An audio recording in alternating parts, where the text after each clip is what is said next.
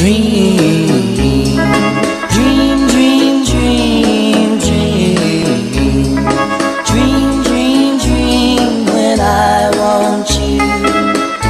In my arms when I want you. And all your charms whenever I want you. All I have to do is dream. Dream, dream, dream when I feel blue in the night and I need you to hold me tight whenever I want you. All I have to do is dream.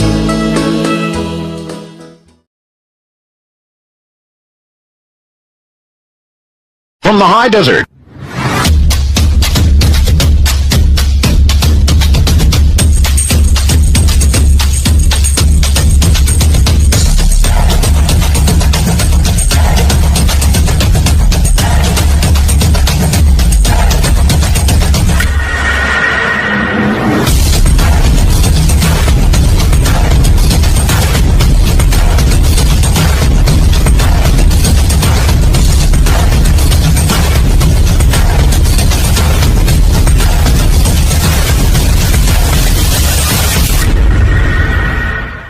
Want to take a ride? From the high desert and the great American Southwest.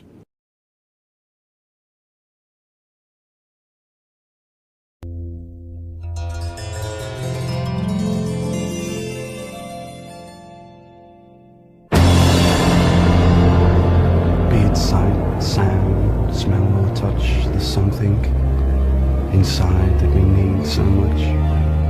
The sight of a touch or the scent of a sound, or the strength of an oak with roots deep in the ground. The wonder of flowers to be covered and then to burst up through tarmac to the sun again, or to fly to the sun without burning a wing, to lie in a meadow and hear the grass sing, to have all these things in our memories for, and to use them to help us to find.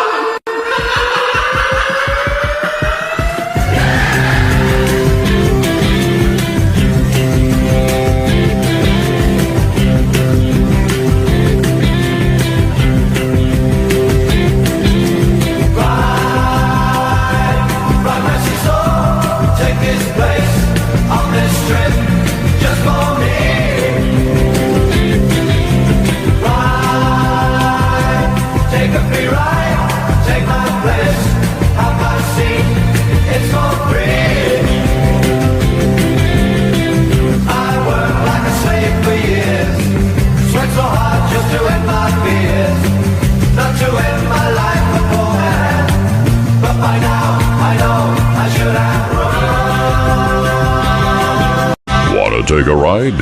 From the high desert and the great American Southwest, exclusively on Sirius XM Radio, this is Dark Matter with your host, Art Bell. Now, here's Art. Hi, Dark Riders. See, I didn't interrupt him this time. How you doing? Welcome to Extraterrestrial Radio. I am Art Bell, and it is my pleasure to be here. We've got a few things to take care of, and then we're going to have dreams tonight. We're going to be talking about dreams. Not just any dreams, but night terrors. Night terrors. Things that may come to you in your dream that you don't want to come to you. So, this is going to be a very, very interesting program. I have never had night terrors. So this is actually one time that I'm going to be able to talk about something that I have not personally experienced. It should be very interesting. A couple of quick notes for you. One is, after tomorrow night's show, I'm going to have an announcement of some significance toward the end of the program. And in poker parlance, I will simply say we are all in. And we'll see how that comes out. A mystery wrapped in an enigma. I like that. A mystery wrapped in an enigma. It's hard to say 3 times quickly, even once, apparently. We are having our ghost picture judging. Therefore, you should go to artbell.com and judge. Look at the photographs, declare what you think to be the winner, And we are going to be giving away tomorrow night a Sirius XM radio and a 1-year subscription to Sirius XM. That's pretty hot stuff. So if you have submitted a ghost picture, then cross your fingers, knock on pressed wood or whatever you can find, and we'll, maybe you'll be the winner tomorrow night. Ghost stories, last chance. I will look for ghost stories sent to me, artbell at artbell.com. If you're going to do that, just give me a short summary and a phone number, and maybe on Spooky Matter tomorrow night, we will call you. All right, looking briefly at the news, never all that pleasant. Another mistress of a former Utah doctor accused of killing his wife testified Wednesday that he had once described how he could induce a heart attack in someone and said it would appear to be natural. A New York bus driver saved a woman from jumping off a bridge. Good. Hailed as a hero for preventing a woman from jumping off a Buffalo Highway Bridge. 6 people shot dead in South Carolina in a domestic dispute. Seems like we used to be able to settle them more easily, or at the worst, police come. But now, a South Carolina man in custody, a one-time girlfriend apparently broke into her parents' home, fatally shot the woman. He did. Her parents, 2 children. According to the sheriff, then the man dispatched himself, saving the state the problem. Well, here's one for the books. Dark matter comes up empty so far. Nearly a mile underground in an abandoned gold mine, one of the most important quests in physics has thus far come up empty in search for the elusive substance known as dark matter. I have a comment I could make here, but I will refrain. The Japanese Prime Minister, his government, this really is interesting. Somebody sent me a note about this yesterday as we were discussing Fukushima.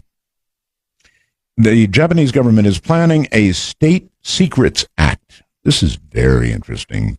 Critics say it could curtail public access to information on a whole wide range of issues, including tensions with China and, of course, Fukushima. So, as time goes on, if this passes, it'll all be covered by the Official Secrets Act in Japan. The new law would dramatically expand the definition of official secrets. In other words, anything they don't want known. And journalists convicted under it could be jailed for up to 5 years. Whew. So in other words, if number 4 over there begins to go, and some journalist wants to report it, he's going to go to jail for 5 years for doing so. Now, you might keep that in mind. That's incredible. Simply incredible. I thought we helped the Japanese with our constitution. Well, their constitution, modeled after ours. But then again, we haven't treated ours so well either, have we? Defending President Obama's much-aligned healthcare overhaul in Congress, his top health official was confronted Wednesday with, this is so sad, with a government memo raising new security concerns about the trouble-prone, boy, that's kind, website that consumers are trying to use to enroll. The document obtained by the AP shows that administration officials at the Centers for Medicare and Medicaid Services were concerned that a lack of testing posed a potentially high security risk. For healthcare.gov websites serving 36 states, it was granted only a temporary security certificate so it could even operate. I shouldn't laugh. If you're feeling a little wired, exhausted, emotional, on edge, it may be our sun. Our sun has released 3, now 4 actually, X-class solar flares since Friday. October, fittingly, has been one of the most active solar months in years with, get this, 22 M-class flares thus far. For those wondering what's the difference between classes, sun flares, are graded sort of backwards. The least powerful is an A, then comes B, then comes C, then comes M, or the most powerful X class. Each class 10 times more powerful than the previous class. So when you get an X class flare, the sun is indeed raging in the night. Actually, there is something above an X. It's called a mega flare, but that may not be official.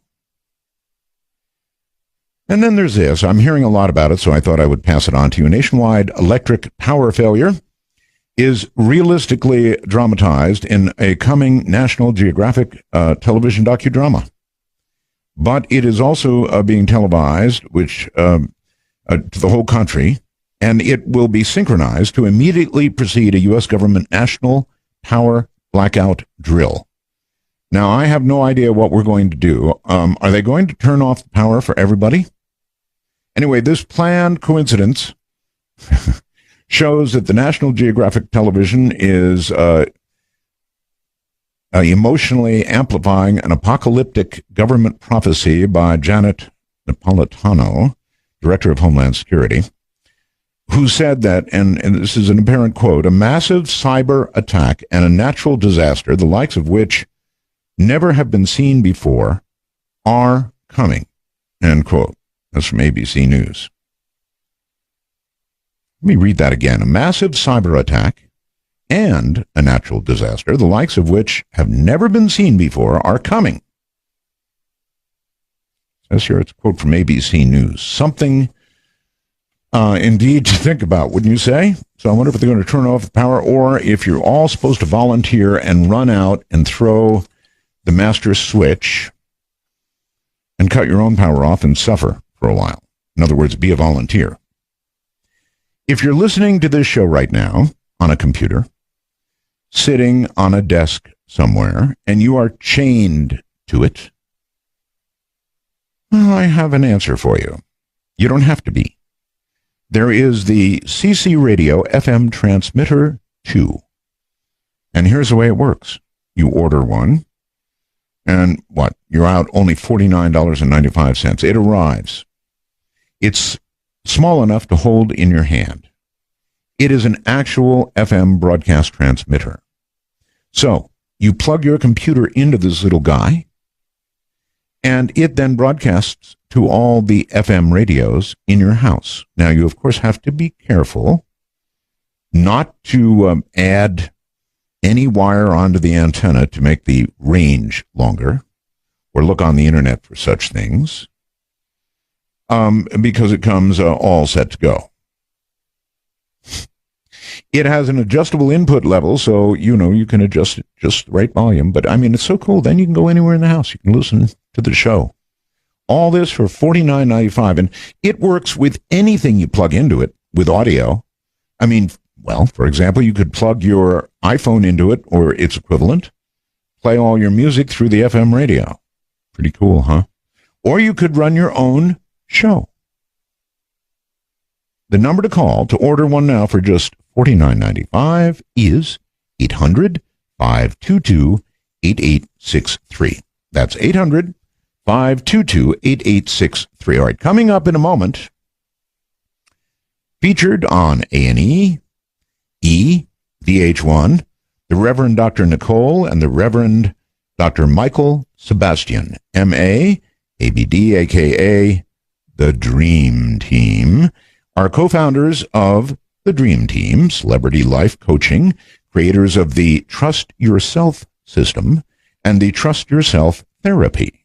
As authors of, count them, 4 books, folks, celebrity life coaches, dream experts, addictions therapist, and behavioral sociologist, they deliver wise counsel using traditional methods coupled with unique tools of dream, sound, synchronicity, intuition, and quantum physics for guidance and direction. So coming up in just a few moments, we're going to talk with the Dream Team about, dreams, folks. Coming right up. I'm Art Bell. I'd like to welcome Nicole and Michael to the program. They are known as the Dream Team. Hi. Hi. Hey, Art, how you doing? Thanks for having us. Good to hear you both. Where are you, as a matter of curiosity? At present, we're in Detroit, Motor City. Detroit. Wow. Okay. I bet it's cold up there. A little bit, like 35. It's going to be an early winter, it feels like. Mm-hmm. Yes, a cold winter. All right. Before we get started in what's going to be scary, I want to ask a question. I've never, first of all, I've never had a night terror. Don't want one. Thank you. I've always worried about a number of things that I will ask you about in the course of the show. The only dream that I have had that I really hate, and I'm thinking maybe you can tell me, can you tell me how not to have a dream that I don't like? Yes. Oh, how cool is that? All right, well, here it comes. The dream that I don't like, in other words, when I go to sleep at night, I want to experience a little slice of death, you know. I want to go to sleep and then wake up the next morning and look out and see that it's light and another day has arrived, and lo and behold, I'm here. That's how I want to sleep. However, every now and then I'll go to sleep and I'll have a dream in which I am trying desperately to achieve some goal, whatever it is, whether it's related probably to radio, because, you know, I'm in radio, and I'm working. Oh, my God, I'm working all the way through this dream, and by the time the dream is over and I wake up, I am dead tired because I've been striving. I've been trying to get whatever it is accomplished, and I'm pooped because I worked all night long. How do I stop it? Art, here, we'll start here. We'll back up a little bit, and then Okay. some techniques for changing that dream. And the reason that you're so tired when you wake up in the morning is that you have actually been working all night long in your dream, because when we sleep, we dream, and when we dream, we actually leave the body in energy form. We're all energy. We know that. And we go to another dimension. And what we experience there is what we call the dream when we wake up, but it's actually a travel log of what went on in a different state of consciousness. So consequently, because you're in radio, because that is your career and your job, you work all night long in that other area to download what's coming into your consciousness in the daytime. So you do double duty, actually. Okay, you're exactly right. But now the important part: how do I stop it? Aha. Well, I would suggest, Art, that you merely hew, which is a phenomenal technique we'll share with your listeners. I'm sorry, the technique name again? Hew, H-U. That I hew. Yep, I'd recommend that you hew before you go to bed. Okay. And by doing that, you'll provide clarity. I try to hew before I go to bed. If not, I have to get up in the middle of the night and hew maybe once or twice. There you go. Come on, explain what hew is. All right. Hew is a toning technique, and it's based on physics and vibration and resonance. And let me give you a demo. Simply put, you inhale, and on the exhale, you hew. I can't hit that tone. Let me tell you, your own pitch is perfect, Art. So however it comes out, that's just meant for you. And hew is actually an ancient, sacred, universal name for God. And it's where the word human comes from. The word human actually means God-man, God within man. And in our research of the word, we found the word hew in 13 different world religions and their sacred book, from Christianity all the way to Zoroastrianism. Well, don't think I won't try it, because I will, and it better work, or I'm coming after you. I promise. It stops nightmares instantaneously. It stops anxiety and insomnia. We call it one magic word. Okay, this is none of those terrible things. This is just work. Feverishly. Yes, absolutely. Right. There's enough of that during the day. At night, I want my little slice of death. You want to tune out, right? Well, I had to bring that. I had to know. I'm going to try it. I'm absolutely going to try it. All right. Now down to biz. Some of this is going to be really scary stuff. And look, I know that what we're going to talk about affects a lot of people. Thank God, not me, but a lot of people. So, what is a night terror specifically, and where do they come from? A night terror could probably best be described as a nightmare on steroids. And it involves, actually, physiologically, you have an increased heart rate, increased adrenaline flow, and you're experiencing inwardly some extremely negative impressions and visualizations and things that we call a night terror. And you wake up in a cold sweat. Most people, when they experience a night terror, are afraid to go back to sleep. They're common in certain populations, war veterans with PTSD, post-traumatic stress disorder. They'll have a flashback of being shot, being in combat, all the fear and anxiety that goes along with that. Children also, believe it or not, children under 5 and under the age of 5, experience night terrors quite a bit. All right. Do you differentiate between a night terror and just a bad dream, or a scary dream, or are they all one and the same? A nightmare. In other words, any difference between a night terror and a nightmare? Yeah, I'd put them on a scale of 1 to 10. Let's quantify it. And we all have nightmares. Who hasn't had a nightmare? And it could be as simple as, having a blow-up with your boss, and you wake up thinking, oh, my God, I'm glad that was a dream. But a night terror is something that we're actually almost afraid to go back to sleep because it was so traumatic. So a nightmare might be a 6 on a scale of 1 to 10. A night terror is a 10 on a scale of 10. Mm-hmm. Okay. Do you have any idea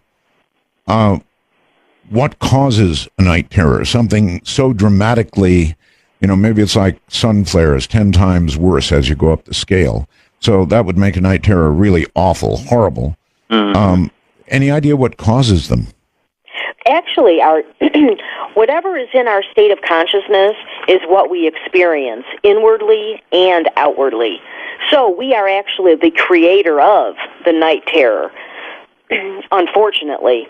But at the same time, because we are the creator of our world, we can correct that just like we can correct anything else. So we are fully responsible due to our consciousness level. But at the same time, if we interpret and decode the message contained within the night terror, then it stops as long as we take appropriate action. Because whenever we have a dream, a nightmare, or a night terror, there is a message for us personally about taking some sort of action in our daily life. Really? Yeah. And once we do, boom, it goes away. And night terrors are usually, Art, they're related to an event of some sort. For example, veterans with PTSD that have been in some dark place in combat, and they bring that back in their consciousness. In many cases, it's people who have been traumatized one way or another, and they go to an extremely dark place. And where they actually go is an interesting speculation also, but we have found that it involves, believe it or not, travel in other dimensions, and we get off into a dark area. So what we get from the night terror when we wake up is really a travel log of where we've been, someplace extremely dark and threatening. All right, well, a moment ago, it was said that night terrors come from within ourselves, correct? Correct. And yet, I know that as we continue the interview, you're going to be talking about intrusions by others into dreams. We're going to even be talking about the possibility of death during a dream. We're going to be talking about entities. So if we're going to be talking about those things, how can you be sure that night terrors always come from within? Well, because even if something, let's say there's an intrusion, a psychic intrusion, dream intrusion Yes. type of thing, Yes. we're still fully responsible because we allowed it to occur by remaining open and allowing something to enter our state of consciousness. Wow. So it goes back to we are fully responsible once again. But there's techniques. There's techniques that can prevent this, that can protect us, and so we don't have to experience such negativity. And we'll get into all. Yes. Okay. Let's talk a little about children under 5. My daughter is now 6, and she's had some pretty bad dreams, but not what I would describe as night terrors. Is it particularly common for children under 5 to have these? Absolutely, and there's a valid reason why. And children under the age of 5 remember and recall their past lives. And often, when a child under the age of 5 is having a nightmare or a night terror, the child is recalling an actual past life experience. Wow. And up until the age of 5, then the veil gets pulled. They enter into socialization. They typically start school at that age. You are so right. I've watched it in my own daughter, and there is a demarcation point at about 5, somewhere between 5 and 6, where all that was disappears. Whether it's previous life, whatever. My daughter talked about some pretty eerie things, believe me, when she was very young, that just came out of nowhere. And I have always believed that perhaps a prior life was there, and that at about 5 and between 6, somewhere in there, there's a change that occurs, and I can see it in my daughter, and suddenly she's in the present, and the past, and I guess really the past, has kind of faded and disappeared, but she's all here now. That's so true, Art. And I think it's when they hit that, like you said, your daughter's 6. When they hit that age of socialization, they start school. Their focus changes from the inner to being spontaneous and the things that's going on within them to the outer, to being in school, being focused on habit, tradition, routine, learning, everything that they have to process on a daily basis. And consequently, I saw it in my daughter, and she can't come up with amazing things when she was 3. And as soon as she was 6 years old, it's as if she shifted gears and those things no longer existed. Boy, are you right on the money. Right on the money. That's really fascinating. So here's a question for you.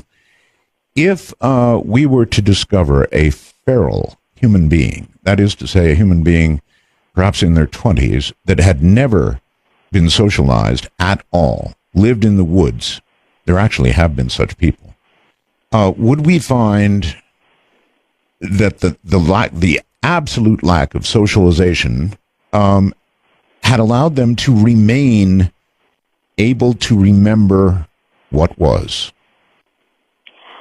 Well, I would say no, and the reason being, it's an automatic response that happens to serve as a form of protection, so we can focus on this life and handle this life and not get bogged down with the events of the past.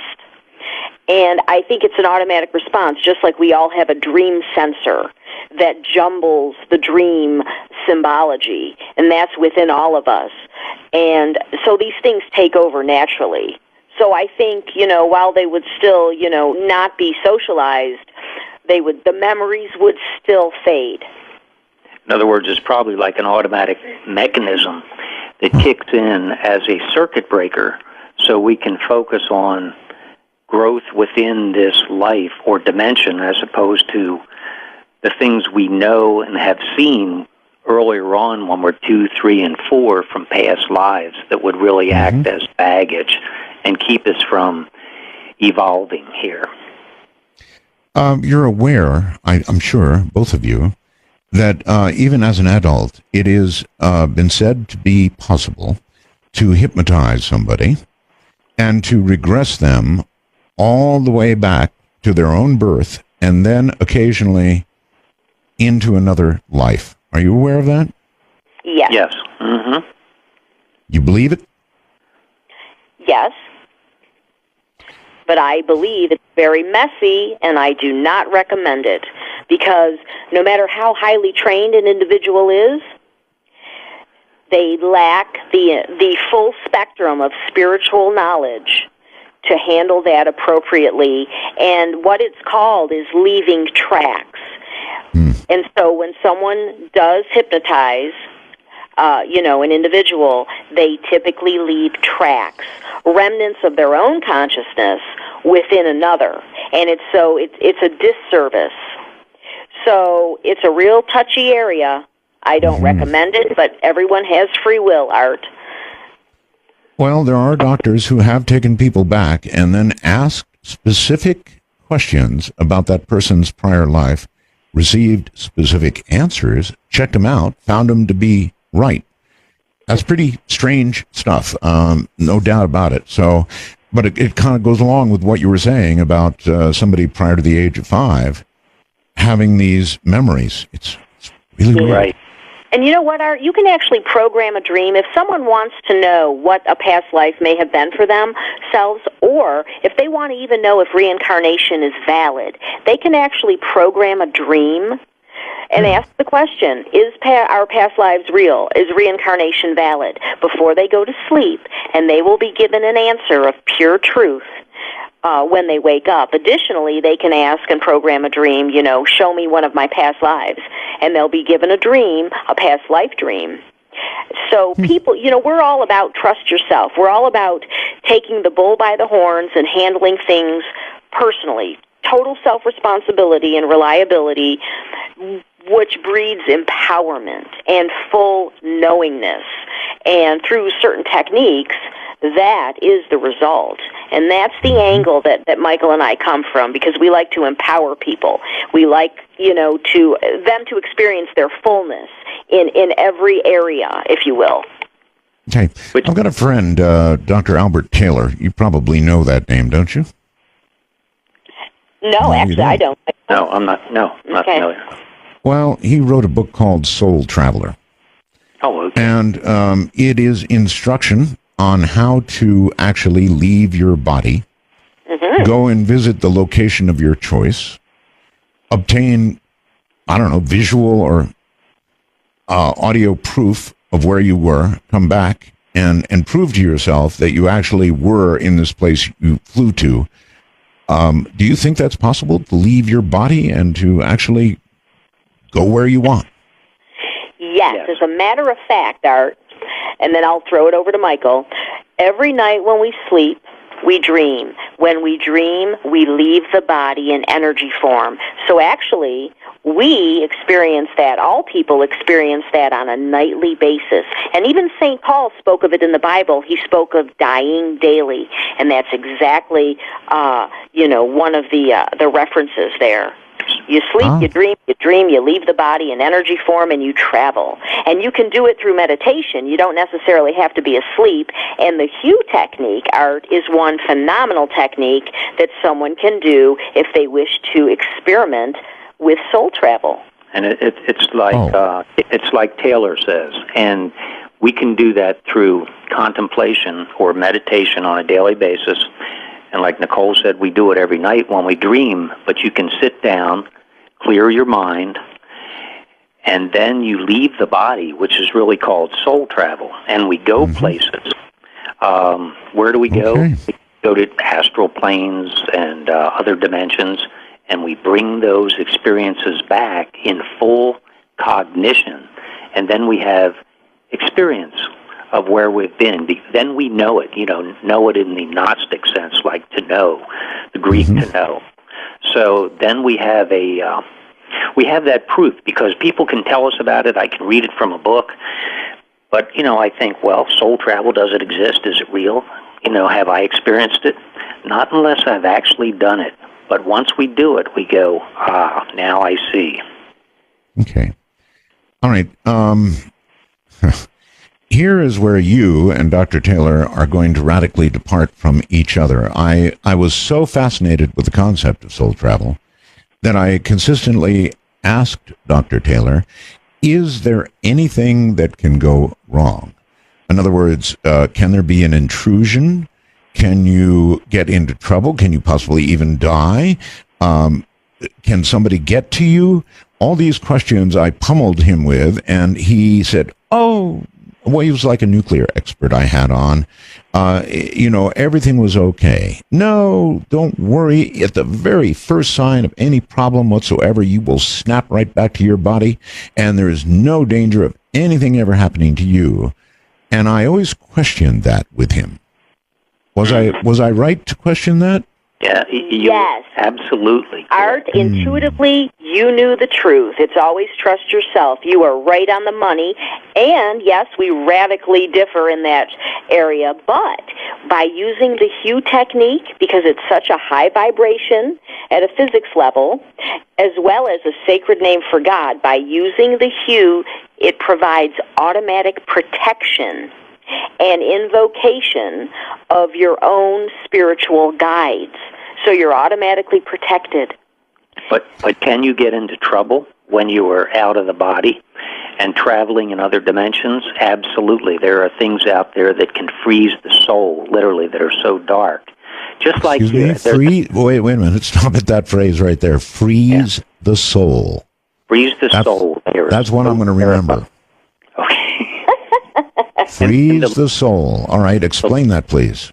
Well, the law that really that applies here is as above, so below, the first law of magic, and it's one of the first spiritual laws. In other words, whatever is valid here on this plane, the physical plane, really is valid on the internal planes also, the astral planes and the other planes where we travel when we soul travel.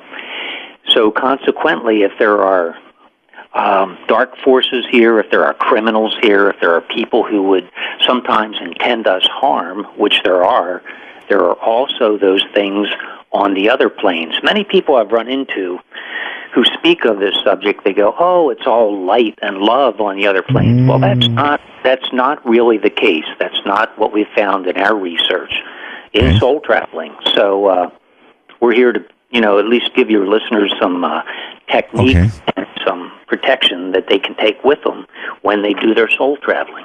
All right. Now a question for you. As I listen to you, some of the things that you're saying, I'm pretty wise in the way of witchcraft. Now, some of the phrases that you've turned make me think witchcraft. And don't say anything yet.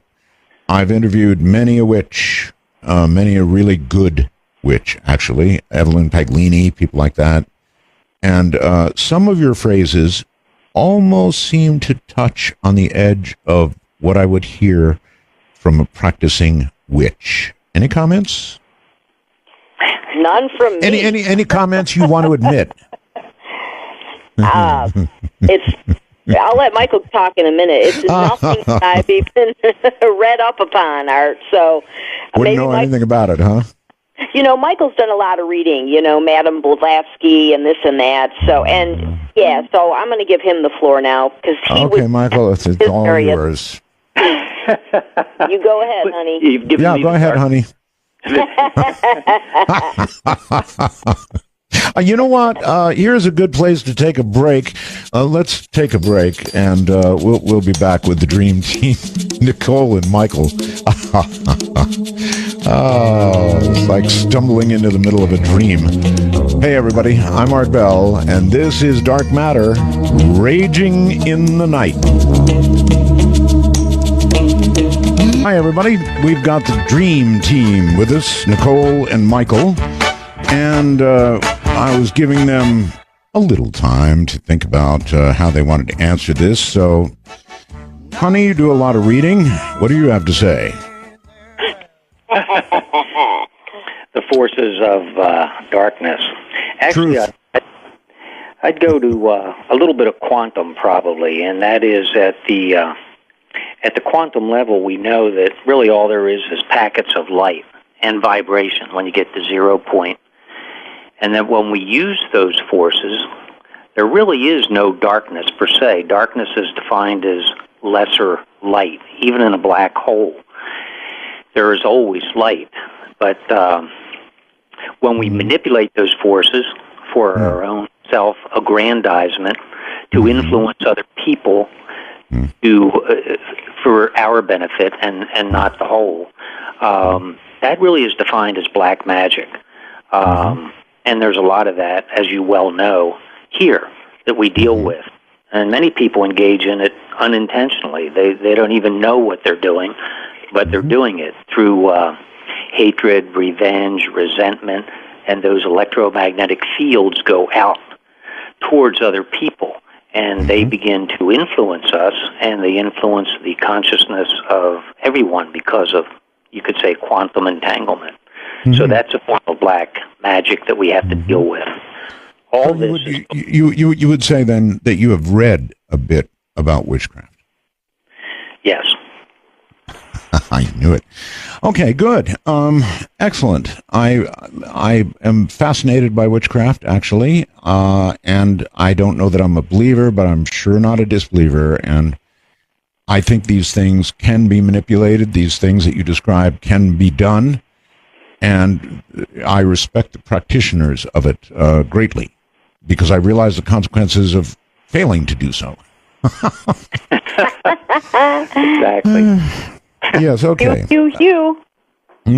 Hugh. All right, so where do you want to go? There's so many places we can go from here. I think Dream Intrusion is a great place to go. Is it possible, and I know you're going to say yes, that somebody can actually enter your dream? This is frightening. Really, it is frightening. Enter your dream and influence you, or even worse, somebody with evil intentions can harm you in the dream state. That's going to take a lot of explaining. Yes. Yes, indeed. Dream intrusion. And it's real, it's easy to identify, actually, Art, when someone has a dream or a nightmare. Let's just call it a dream. Anyhow, when an individual has a dream and it's so out of character, that is how you know and identify dream intrusion. The dream you have is so out of character for you, your state of consciousness, your typical dreams.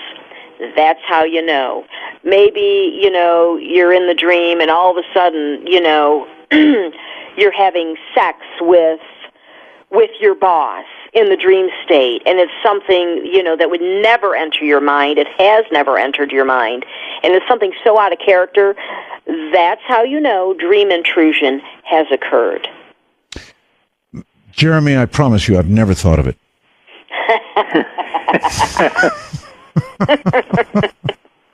I'm sorry. So, if it's something so out of character for you, then it's indeed possible that it was an exterior influence that caused you to have that dream, or, put another way, do that thing in another dimension. Yes. That's fair? Yes, that's fair to say. And because what occurs in dreams, just as to level the playing field here, what occurs in dreams occurs. It's a reality. The same as what we're talking right here is, you could say, is one reality. Reality. A certain type of consciousness. Dreams are another type of consciousness, but we're really there doing it. And the fact that maybe we're engaging in a behavior that's unusual for us is probably an influence from someone else who is either obsessing with us, focusing on us, has resentment, anger, whatever, toward us, and they're holding that attitude and dwelling on it.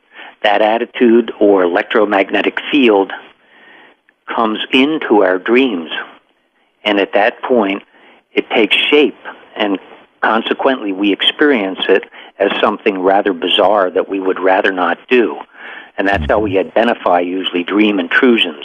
We're getting drugged into some activity or behavior that normally we would not engage in, and that other person is triggering it. They're actually in our dream.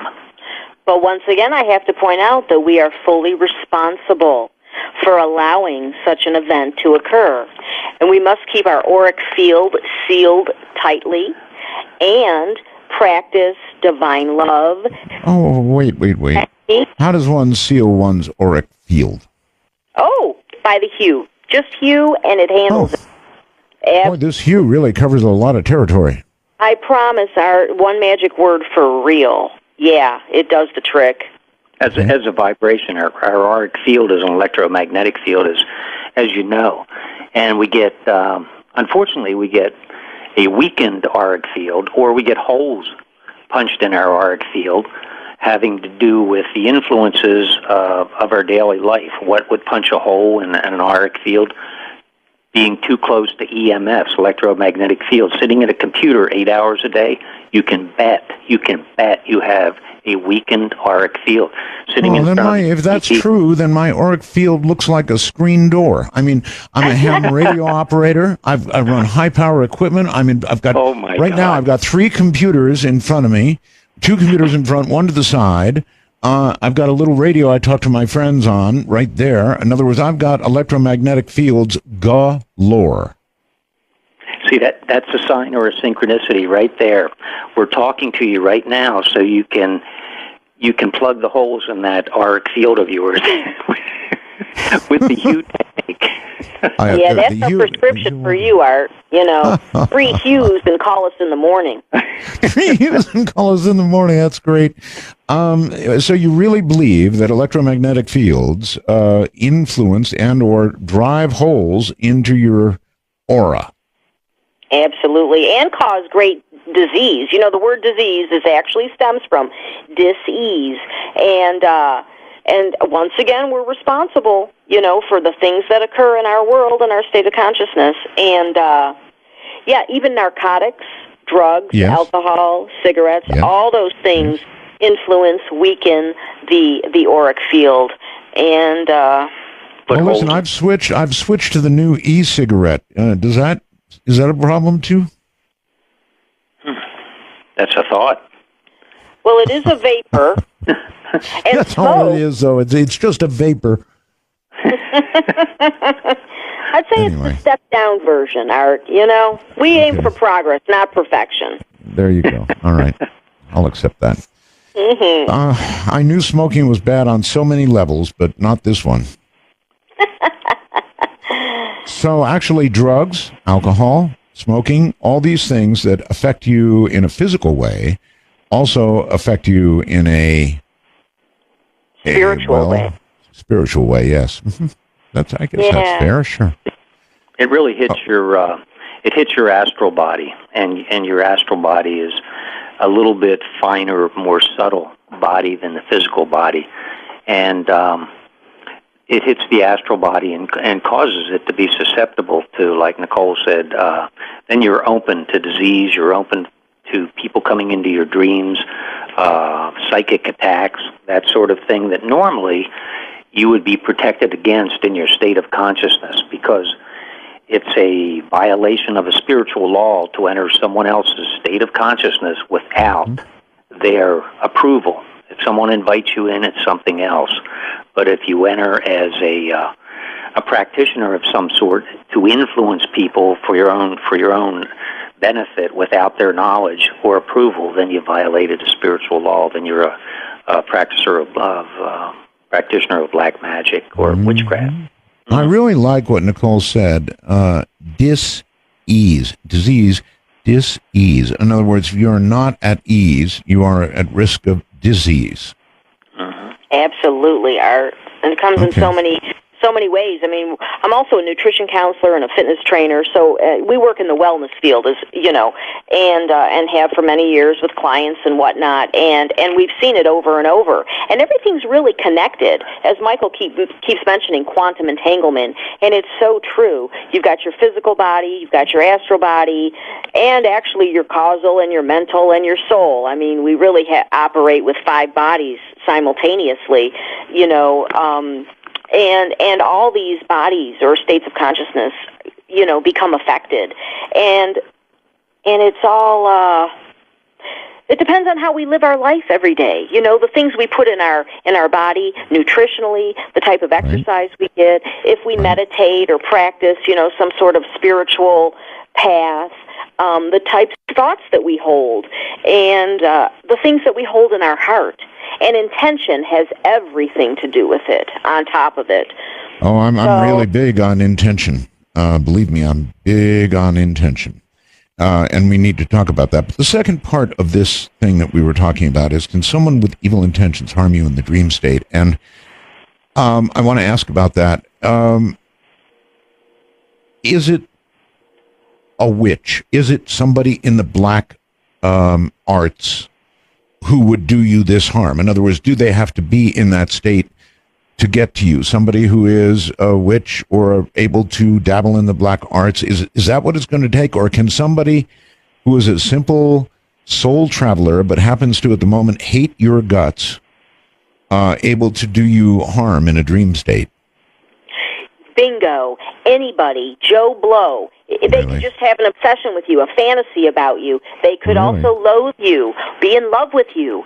It doesn't matter. Just a strong thought and attitude about an individual can cause these things. Correct. Yeah. Oh, so that's what wow. Michael was saying. They don't even realize it half the time.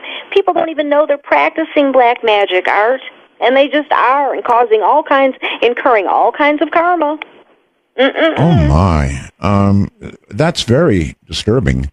Particularly, I would add, for a public figure, because, you know, there are potentially millions of people who know me or know of me or maybe even obsess about me. Not millions obsessing, but some, you know, by percentage. So is a public figure, just out of curiosity, more... should a public figure be more concerned about this sort of thing than the average person? Because there's going to be more people thinking about you, perhaps ill will, I don't know. Absolutely. It's pure math.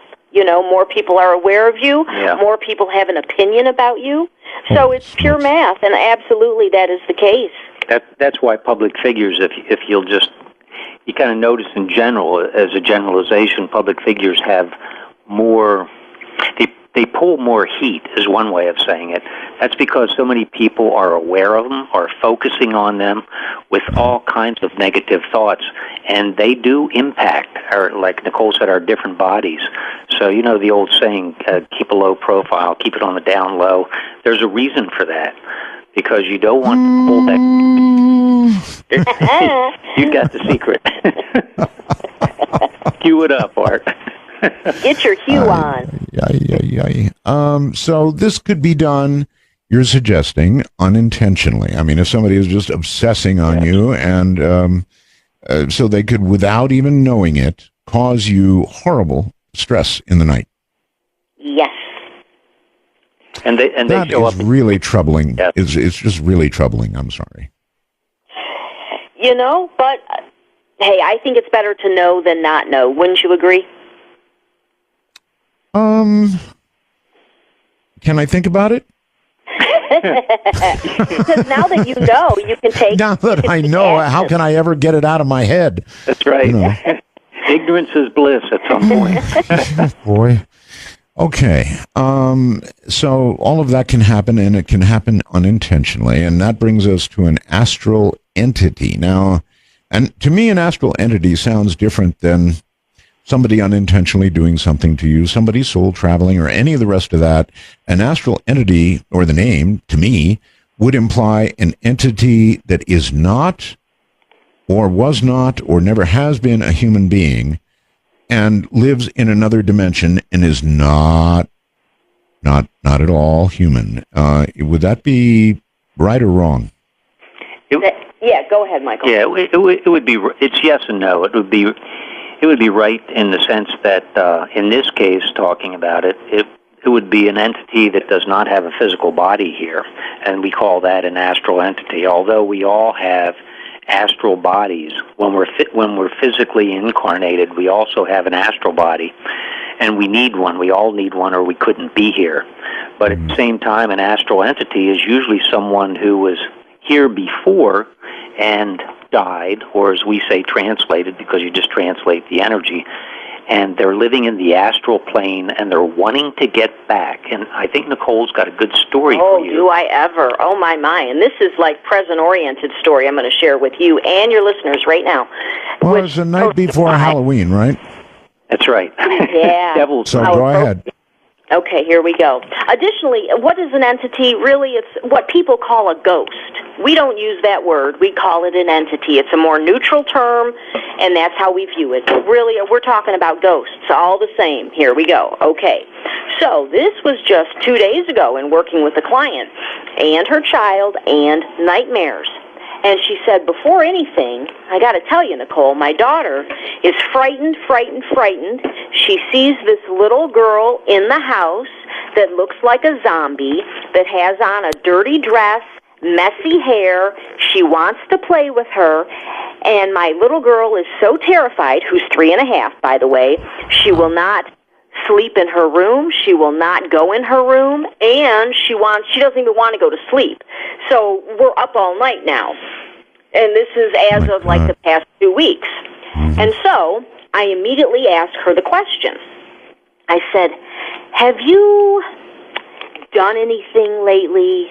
Have you brought anything in the house? And that's all I said.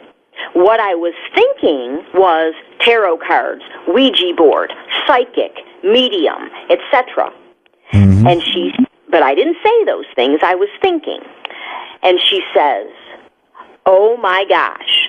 She says, on Friday, I had a medium over to the house for a reading. And this started on Sunday. Bingo, bingo, bingo. When children see, because we talked about this, 5 and under, they can see the other worlds, what they see, the imaginary playmates, they're actual and real and valid and authentic. Kids are not just making this stuff up. And I know this to be true, so I took this very seriously, which is why I asked the question, which came with the answer of, yeah, I had a medium over the other day. Voila, a medium, and Michael likes this one-liner, so I'm going to let him have it. Honey? A medium is called a medium because they are a medium for entities to come in, also known as a channel. So when she came into the house, even unbeknownst to the medium, she brought with her this astral entity and ended up leaving it at the house.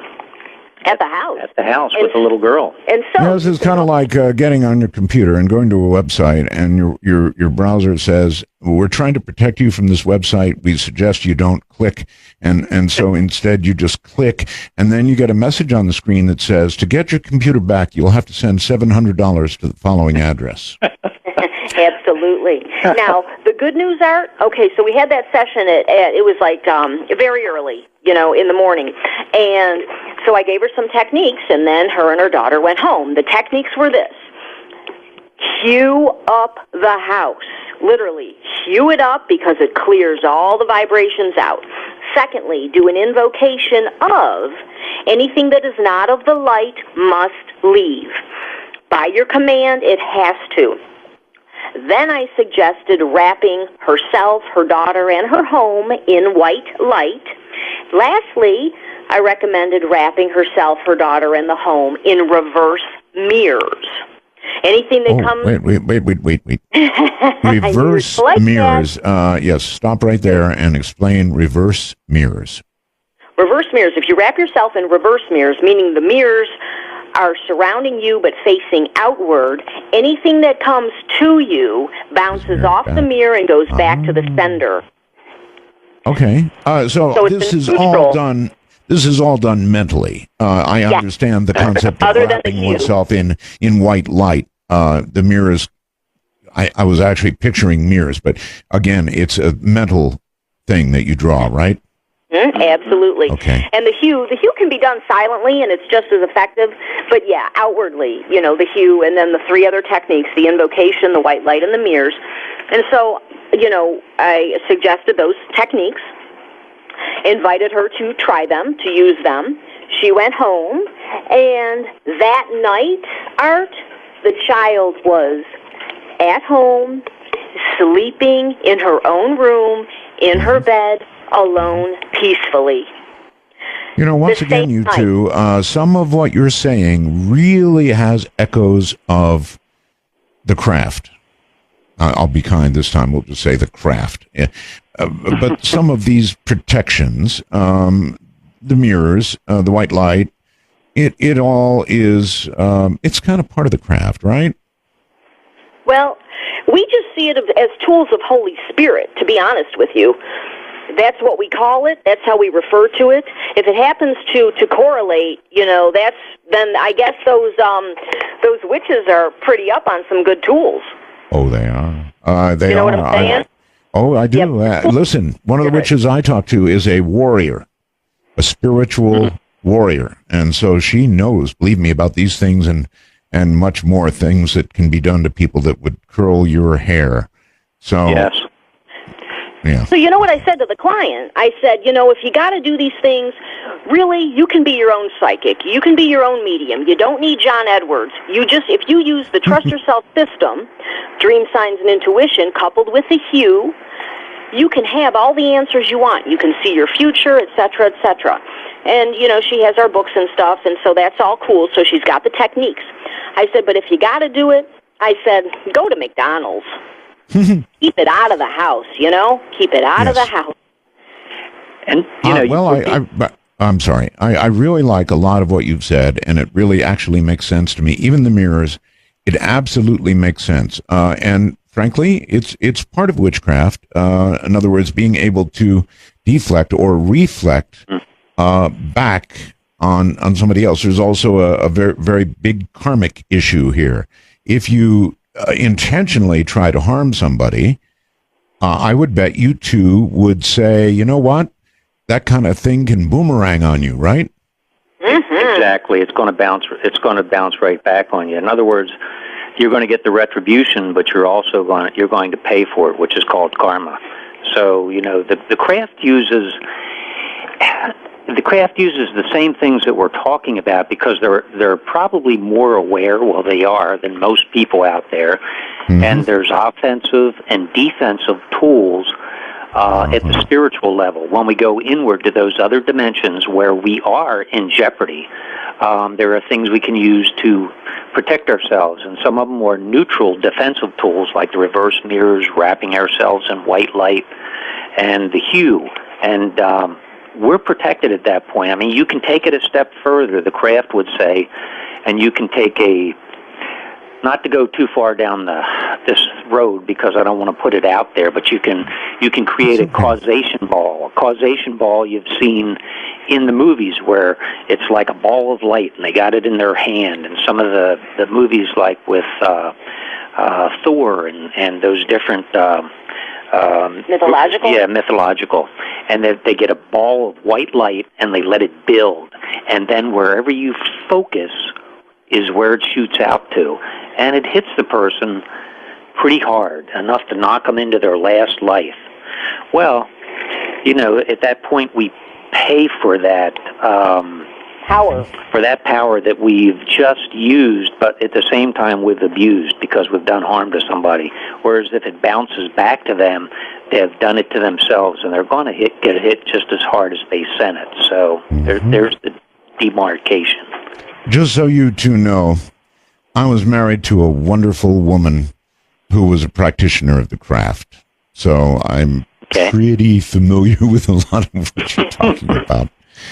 All right. I would like to bring up something just to get lighter for a second before we get back on the other side here. Some dreams, well, they're okay. I mean, some dreams are even great. I mean, sex, for example. There's worse things that you can wish upon a person in a dream than sex. I mean, nothing wrong with that. Maybe you're going to be tired, but you're going to have a smile on your face. So wake up with a smile on your face, right? That's right. It's dream sex. That's the best. Yeah, dream sex. So if you want to have a sex dream, I would presume that you can bring that on as well beforehand, yes? Yes, you can. You can program it.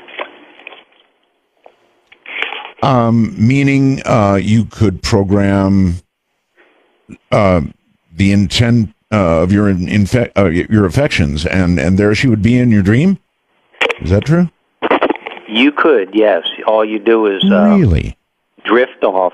And we do it inadvertently or unintentionally every night. People go, man, I was dreaming about blah, blah, whatever, work, for example. And I'll say, well, what were you thinking about before you fell off to sleep? And they go, well, I was thinking about what I needed to do tomorrow at work. Exactly. You just programmed your dream. Thereby, the same is true if you want a sexual dream. You can visualize before you fall asleep. You can visualize whatever fantasy you have for whatever particular person, and at some point you're going to pick up that thread as you fall asleep and go there, and that's what you bring back with you. But I would recommend consent. Yeah, you need consent. Consent? And now see, you wouldn't think in the astral plane you'd have to have consent. You would think the consent would be like automatic. Along with the karma. As above, so below. In other words, if you don't have consent in the physical, you might go to jail. Well, and that's the karma. Well, same is true. In the astral, yeah, you go to astral police, put you in astral jail. It's not a nice place, all right? All right, on that note, we'll be right back. Yo, we chilling with the RCC, Nicole and Michael. I'm Art Bell, and this is Dark Matter. Or not so dark. Hi, everybody. I am Art Bell, and I've got the Dream Team with me, Nicole and Michael, and we're talking about, well, frankly, mostly the dark side of dreams. Dark matter, indeed. So, let's move on now to, well, before we move on, I would like to say this. I have encountered in my life I wrote this down when you mentioned it earlier about the medium. I was sent this horrible doll. I mean, this doll, there was no, it came in a package back when I did the other show. And I opened the package, and inside there was this horrible, that's the only way to describe it. It was a horror, a doll, an old, raggedy, but horrible doll. And there were also some other smelly little things and other things in the box. Man, I'll tell you what, I looked at that and I said, it's out of here. And it was out of here. I mean, into the dumpster and dumpster out to the street. Don't want it anywhere near. I just had a feeling that I had received something really, really, really evil. Any comments? I think you're on the money with that one. Yeah. Just the vibration. See, intuitively, we call it reading the fabric, and it's picking up on the vibration of a person, of an object, such as the doll, and intuitively, you knew immediately. You read the vibrations on that one and got it out of your sphere, out of your state of consciousness immediately. And trust me when I say there was nothing I had to read. It was like a giant neon sign flashing on and off. Evil, evil, right. Evil. That's how strong it was. Yeah. Ooh. I don't know. Who sent you that? Was that an anonymous? There was no return address, and so yeah, it was. That was some bad karma on that person. Bad. Mm-hmm. Yeah. All right, let's move on now. You've actually got something you want to talk about called astral or psychic criminals. How do they take advantage of us in our dreams, and can we call ha? But I heard you mention them earlier, the astral police. Now, first of all, there are astral or psychic criminals, yes? Yes. And they exist on the astral plane, once again, as above, so below. Just like they exist here. There are criminals who take advantage of us in our dreams, people who take advantage of us whenever we're in our astral bodies and are not fully protected, or possibly maybe we stumble into a bad neighborhood, someplace we're not familiar with, and we get out of our depth, and we can come to harm by these psychic criminals. Yeah. I mean, like getting off on the wrong street in East L.A. you're in trouble. South Central LA. There you go. Yeah. All right. So, South Central. So there really are these criminals, and they're really, but astral police, folks, come on. Sure, and there are astral police, just like they're a replica, if you will, of the police that are here. And some people call them, and I have seen them before, and I call them the Men in Black. Almost like the Men in Black. And they come to track. Sometimes on the physical plane, they will show up to track down the astral criminals that are here terrorizing people that have come into our plane by one method or another, and to do so, to cross the veil without having a body here, is a violation of a spiritual law. And they're trying to track them down, and when they do, they take them back and put them in astral prison. Jail. So you're really out of my element now. I had no idea there were MIBs on the other side. I've never seen such things, so I wouldn't know. So you could actually be saved by one of these astral police, or if they don't arrive in time, God knows what could happen to you. Probably only God. Yeah, and you could take a scenario where something some sort of serious harm occurs to you while traveling in the astral dimension or the astral body, and some people awaken from a night terror or a terrifying dream of some sort, and they actually have marks on their body. It's unusual, but not that unusual. Yeah. Oh no, I've heard of this. Oh no, I'm very aware. Can you do the equivalent of calling? If you're in the astral plane, can you call 911? I would call Hugh, and you can use that vibration.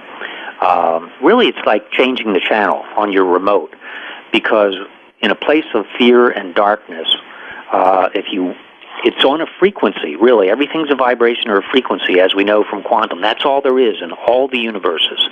That's it. Period. And when we hue, we change the frequency to one of a higher vibration. Consequently, the focus shifts immediately, and we're taken out of that dark place. So, Here, I've got it. Here we go, Art. Something that happened to me years ago just came to mind. I'm going to share it right now because it's germane to what we're talking about. Mm-hmm. About 15 years ago, I had a procedure, and so they gave me Percocet, right? Percocet, opiate narcotic. Okay. Yes. So I'm home from work. Michael and I, we've been together 19 years now. We're married, et cetera, et cetera. So I'm home on my little Percocet, and when you're on opiates, you're kind of in this world and you're in the astral world simultaneously. You're kind of in that twilight state. Mm-hmm. And so Michael leaves for work, okay? And he had just left. And I'm laying on the bed, and I'm in pain, so I'm really not moving. I'm not too mobile. And all of a sudden, I hear the sliding glass door close, and I thought he came back in. And then I hear someone walking down the hall. And I hear, Michael used to wear Dockers a lot of the time. And as the pant legs would rub together, you can hear the material. And so I heard what I thought was Michael walking down the hall towards me. I thought he came back in. Maybe he forgot something. And I'm laying there, half here and kind of floating, drifting in the astral, this type of thing. And all of a sudden, I hear this voice, and I feel this dark energy come over me. And in that moment, I was completely frozen. I could not move. I couldn't do anything. And I heard the voice speak to me. It was not Michael. It was not a physical being. It was an actual astral criminal, if you will. And it was coming to do me harm. And in that moment, I knew the only thing I could do, because I was frozen, literally. I could not move my body because of this dark force, that I hewed inwardly, and it immediately vanished, and I was fine. Good. So Well, I'm curious though. What did this criminal say to you? It was sexual in nature, to be quite honest with you. Oh. Yeah. Well, then I won't ask. That's all right. It was not cool at all, Art. So, and I was frozen the whole 9. So I've had the experience personally, and I wasn't asleep while it happened, but I was in between the 2 states. So it's real. That's very interesting when you mention in between the 2 states, because a lot of very odd things happen in between those states. I mean, sometimes this is pretty cool. When I'm falling asleep, I enter a state where I'm still conscious, and I'm conscious that I'm thinking of weird things.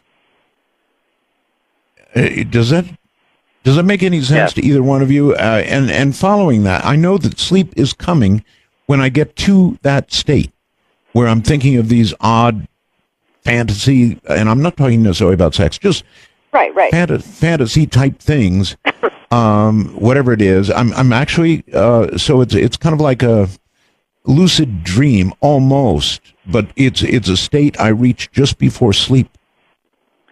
Yeah, it's called twilight. We call it twilight, and it's in between the 2 states. It's when you're slipping out of your alpha state, which is when you're drowsy and you're starting to drop off, but you haven't slipped into a full dream state yet, into a theta state, let's say.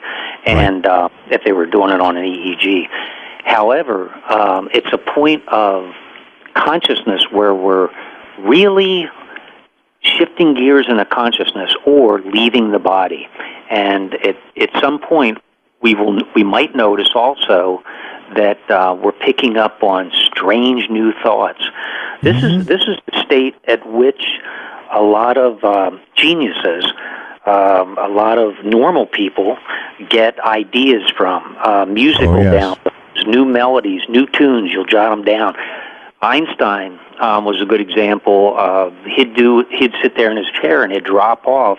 Just before he dropped off to sleep, a lot of times he'd be holding a pencil and he'd drop it and it'd wake him up because he'd get an idea.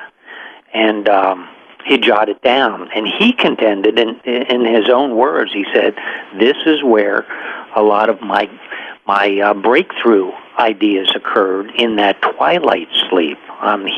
One of them was he saw a beam of light go toward, as he was drifting off, he saw a beam of light inwardly go toward the moon.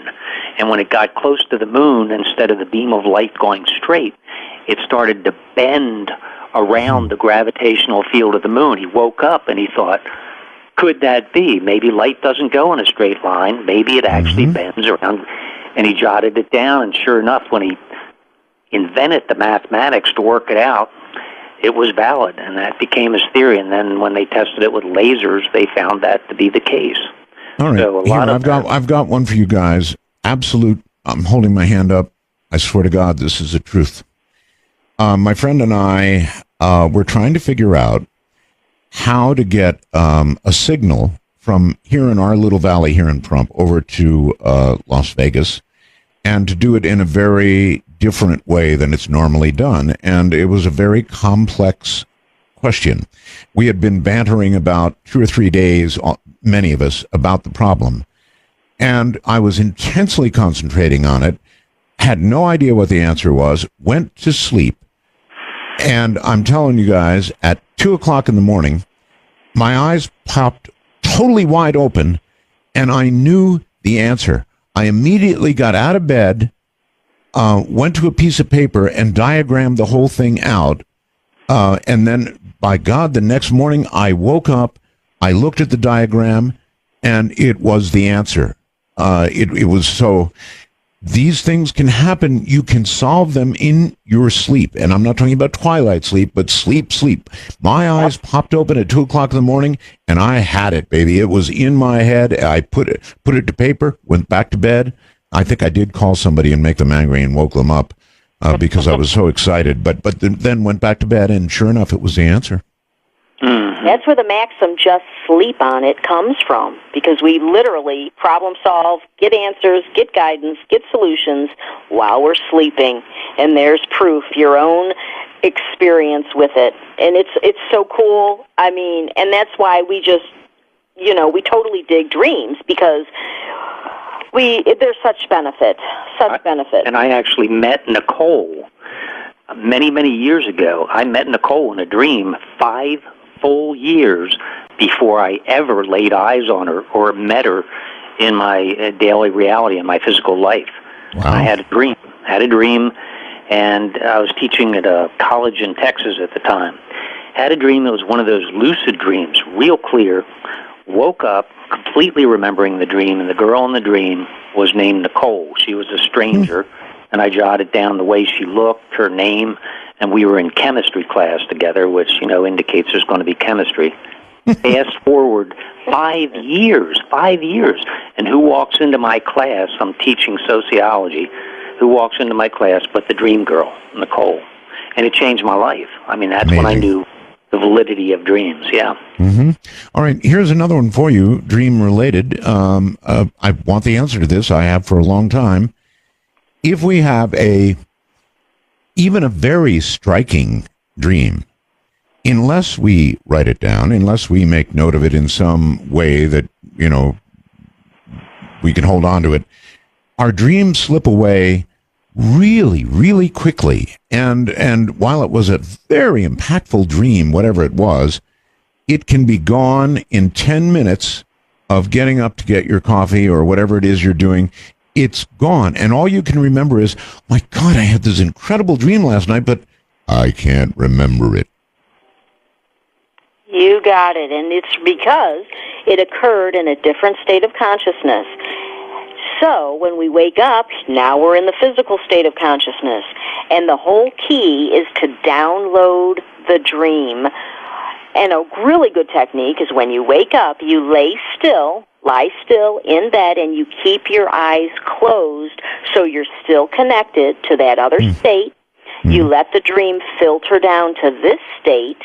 Then you grab hold of it, jot it down, then you go about your day.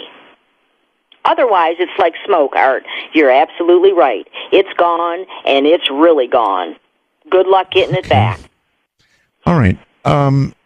You're telling me that occasionally we have past life dreams. Now, that means you're dreaming the dream of somebody who lived before you, but whose soul still resides within, right?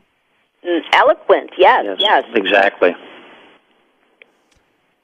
Okay, and how do we recognize, dreams can be pretty esoteric, right? How do we recognize it's one of our predecessors? Well, there's a knowingness. I have experienced this in this manner, that there's a knowingness that goes with it. You intuitively know that was you in a prior lifetime. Additionally, perhaps a dream may go like this. You're having a dream, and all of a sudden you can speak fluent German in the dream. And maybe you're even in Germany, and you don't speak German, and you've never been to Germany in this life, but this whole type of dream occurred. That's a good indicator that that's a past life dream. Couple that with intuitive knowingness, and voila, you've got your answer. Or additionally, Art, you might be a Roman centurion, and you've got a feel for it. There's a feel that goes with it. When you wake up, you go, oh, my God, that was so real. I was a centurion. I was in Rome. I was just wiping the blood off my blade. That's right. I was in the arena and taking care of the lions. But that's one way. That's a sure way to identify those past life dreams. Gender also. Possibly you're a male in this life, and you have a dream in which you're a female, and you wake up, it was so real, and that feeling. Never had it. That's pretty cool. So you cross-gender dreams. I've never had one. Never dreamed of being female. I don't know if I'm wild about the idea. But actually, in a way, I am, because it'd be kind of interesting to know what the other side is like. Exactly. That's a easy way of doing it. You get complete taste, touch, feel for the other side. Yeah. So if you were to have such a dream, you would experience the characteristics of the female body as opposed to the male body, of the way it feels to be a female, of the way I don't know, the ups and downs of being a female, or the other way around of being a male. That's amazing. I would love to have that. How do I get that if I'd like to give that a shot? You can program it. That's right. Program it tonight. And honestly, programming, so you'll program it and you'll have it, but you might not remember. So if you don't get the answer or experience on the first night, don't give up. Program it again. Usually by the third night, you'll have the experience and you will remember it as well. You categorize past life dreams as so terrifying that you might not want to go back to sleep. So really, I mean, that terrifying? It depends on the past life. Yeah. Some could be heavenly. In many cases, you might tap into how you died in the previous life, and that may not be so pleasant. Getting buried. No. Think about it: getting buried alive, or all the different things. Yeah, what I have found. For knowingness, it's good to program. Is reincarnation real? Are past lives valid? Show me a past life. That's very, very direct. But the way I allow my own dream tracking to work is I allow it to come in the manner that Spirit wants it to be delivered to me. In other words, if I have a question, should I take this job? Should I move? I'll be very direct in knowingness that way. But as far as past life dreams, I let Spirit deliver to me whatever is best for my unfoldment. So I don't mess with it, because maybe I don't want that experience, Art, because maybe it's going to be disharmonious, and unsettling. So I let things flow naturally with the best intentions behind it. I would say my biggest fear in life, folks, is the earth opening up and swallowing me. So every time I see one of these stories of a sinkhole on the news, I get the shudders. I'm telling you, it just freaks me out. There was a guy that got swallowed by a sinkhole and killed not very long ago, who had been in bed. Yeah, I read that. Yeah, that's right. The sinkhole opened, swallowed him. I don't think they ever found his body, so he was instantly buried. That's, to me, just absolutely terrifying. Let me mention something.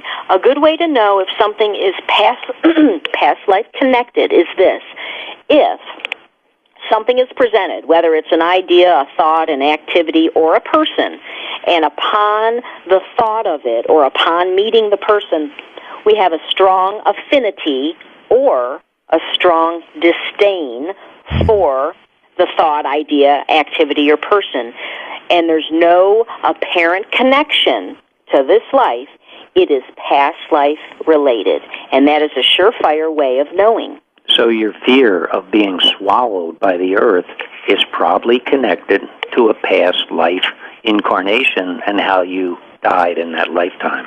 I don't much like that. I don't blame you. Really, I don't. Some people have a fear of water, but there's no apparent connection in this life. A past life connection. Maybe they meet someone and they immediately just adore the person. They totally vibe with them and everything's cool. Past life connection. Same case in point, you meet someone and you are highly offended by this person, and there's not even really a valid reason why. Past life connection. Yep. An example would be my now wife, who, believe it or not, having lived all her life on an island, had no clue how to swim. How do you live on an island, not know how to swim? Anyway, I taught her to swim. Now, for me, once I learned to swim, my fear of water went away, but not hers. Even though she knows how to swim, which means you can save yourself if something bad happens, you can swim. Still, she is absolutely terrified of the water. Mm-hmm. And I've wondered, where does that come from? Once you know how to swim, you shouldn't be afraid anymore. One would think, but then again, if we look at it from the viewpoint of what I just mentioned, perhaps that's the scenario, and that's the explanation. Isn't that something? All right, we're at another break point, so hang loose, guys. We're talking to the Dream Team, Nicole and Michael, and they have written a number of books, some of which I'm sure you're going to be interested in. If you want to solve, well, whatever it is that comes to you in a dream that you don't like. You're listening to Dark Matter in the night. We've got the Dream Team here, Nicole and Michael, and we're talking about dreams, and it's really, really fascinating stuff. There is the so-called great law of as above, so below. That sounds pretty ominous. As above on earth, so below, well, you know, way down there. But I would suspect that these two don't even think there is a way down there. Do you? Bingo. Bingo, bingo. Really? Bingo what? Bingo, yes, there is, or? No, you're right. You nailed us. Right. Oh, okay. But you don't think there is one? Good. No, I mean, you know, I think that there's the physical plane, the astral plane, the causal mental soul, planes of duality, the astral plane, there's a small segment of that there's astral hell, and the most demented people go there for their karmic lessons after they translate. Astral hell? Did you wait. Astral hell? Yes, our astral hell. Michael wants to tell you all about it. All right, Michael.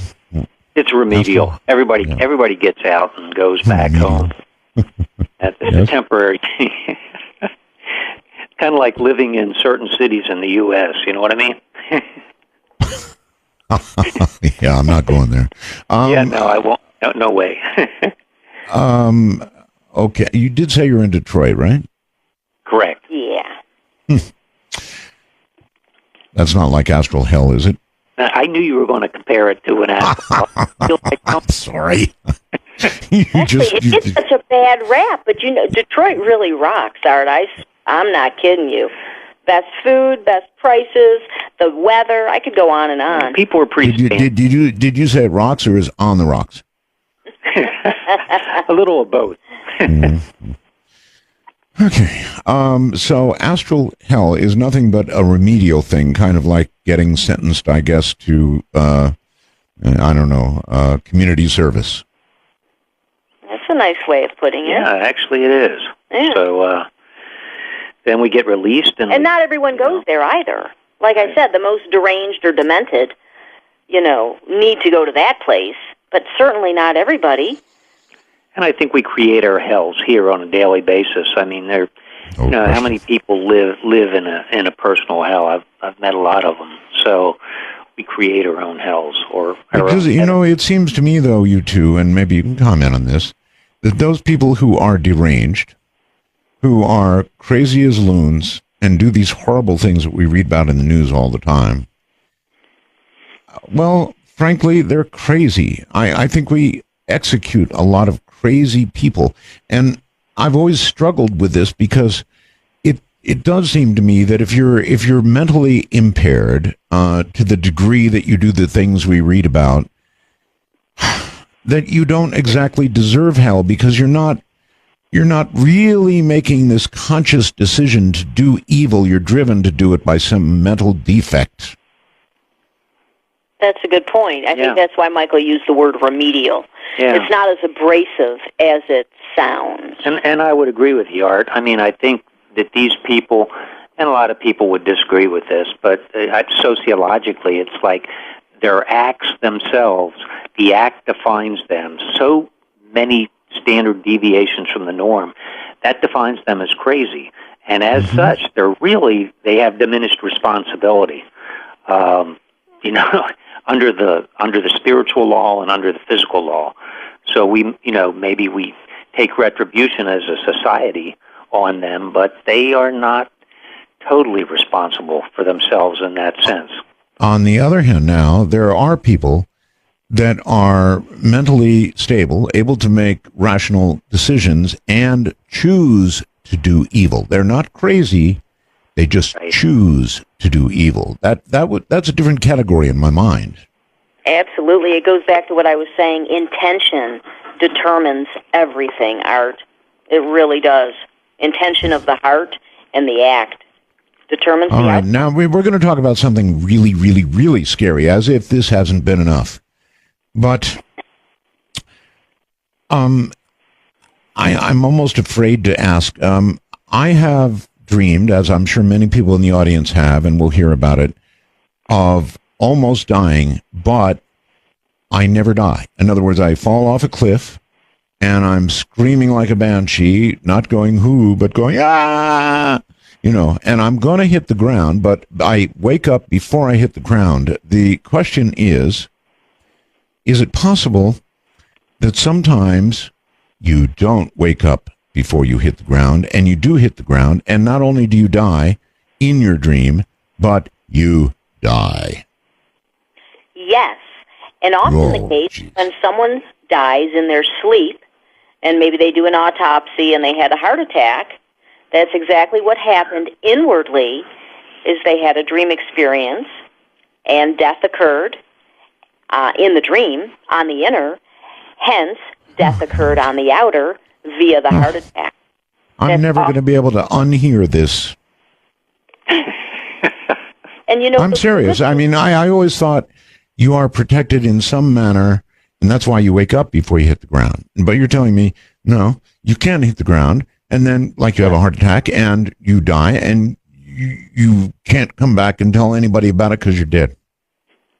And we'll separate these experiences real quickly. And when I think we've all had that falling dream at one time or another where we're all fall off the cliff. I have many times. And what happens is, as we're falling, we're really falling in consciousness. We're coming from maybe an astral consciousness or another consciousness in another dimension. We're falling back into the physical state.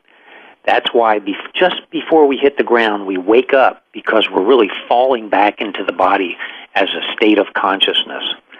That's different from, and many people have had that's different from actually maybe being on the astral plane and having an astral criminal shove us off a cliff in which we die on the astral plane. And when we do, the silver cord that connects us to the physical is cut or severed, and we die in our sleep. And, they say, oh, he died peacefully in his sleep. Well, that's not really the case. You see now, that's another thing Dr. Albert Taylor told me couldn't happen. The silver cord cannot break. You're safe, Art. Don't worry. You could go from here to the moon. Silver cord would stretch out, wouldn't break, pull you right back. You'd be safe, no problem. And you guys are saying no way. Well, you know what I like about the Trust Yourself system, Art, and I was going to say this for all your listeners, because here we are, we're having a conversation. Now, Michael and I, we do know of what we speak. However, people are listening, and they can believe it or not. But I say test it. I invite everyone to test what we're saying so they can personally come to a knowingness for validation and confirmation. And through that, what I'm saying is take it to the inner. Ask in a dream, ask to be shown a sign, or go with your gut to tell you the truth. That way your audience can have a knowingness as opposed to a belief or lack thereof of what we speak of. Because I want people to personally know these things. As I mentioned, I can't now unhear this. Now I'm going to worry about this forever, forevermore, whatever more I've got. I'm going to worry about it. The next time I have a dream like this, it's going to occur to me what you've said, that I may hit the ground. Now, that's just very upsetting. Now, Michael, see what you did. I can bet that Art's going to be hewing every night now. I know it. You've got it. And so if somebody were to shoot me in a dream, I could be shot dead. Well, you'd probably have a heart attack if it was to go this way, and they would have said you died from a heart attack in the dream state, right? Type of thing. So, well, it doesn't matter. Gone is gone, right? That's right. Gone is gone. So, and you know, So if somebody had evil intentions and knew you had a weak heart, they would promulgate a dream to you in which they shot you, and well, there's probably a pretty good chance you're going to be dead in the morning, heart attack, whatever.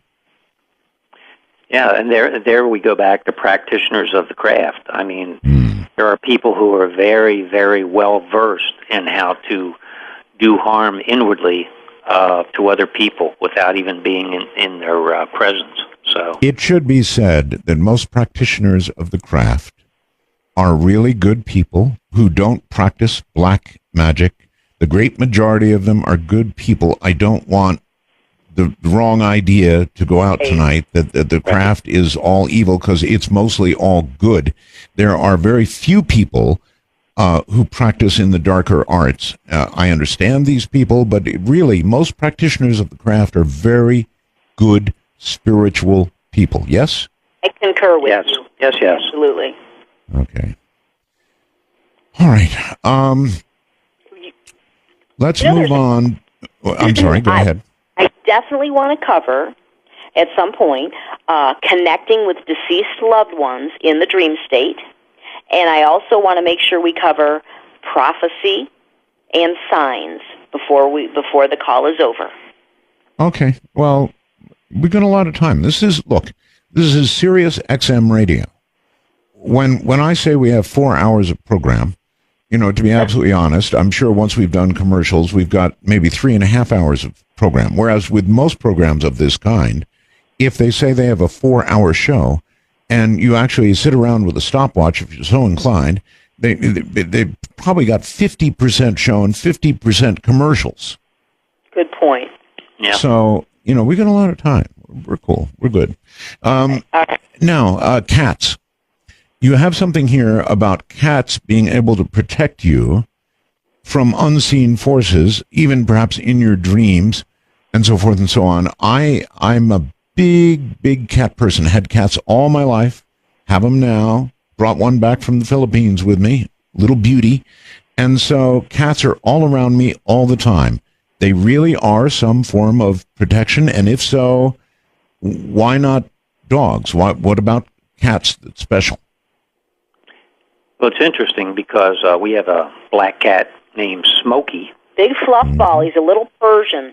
Yeah, sure. he's a real love ball. But he, in ancient Egypt, I mean, there's a whole mythology that goes along with this. Yes, they worship cats. Oh, they worship cats. And the saying goes, cats have never forgotten. You know it. Yes. They're all like that now, fortunately or unfortunately. But they used cats also to protect them against the underworld, the darker forces coming into your area, your state of consciousness when it's unwanted. And today, cats serve the same function. And if you have cats, as you've mentioned, you've noticed how many times has your cat looked over your head or in back of you at the wall as if they're seeing something, and suddenly they're just frozen on it. All the time. That's because they have the ability to not only sense and feel, but to see the energy, the spectrum of energy that we can't see. It's like seeing infrared. They can see things in the spectrum that we can only feel from time to time, like a cold spot, or suddenly your hair stands on end and you wonder, That's right. What was that? Oh my God. Cats can sense, they can sense that all the time. And their awareness of it keeps those forces in check, which is a really good reason to have the cats around, because they're like a dark forces monitor. And they always know when the presence is around that you don't want there, so they let you know.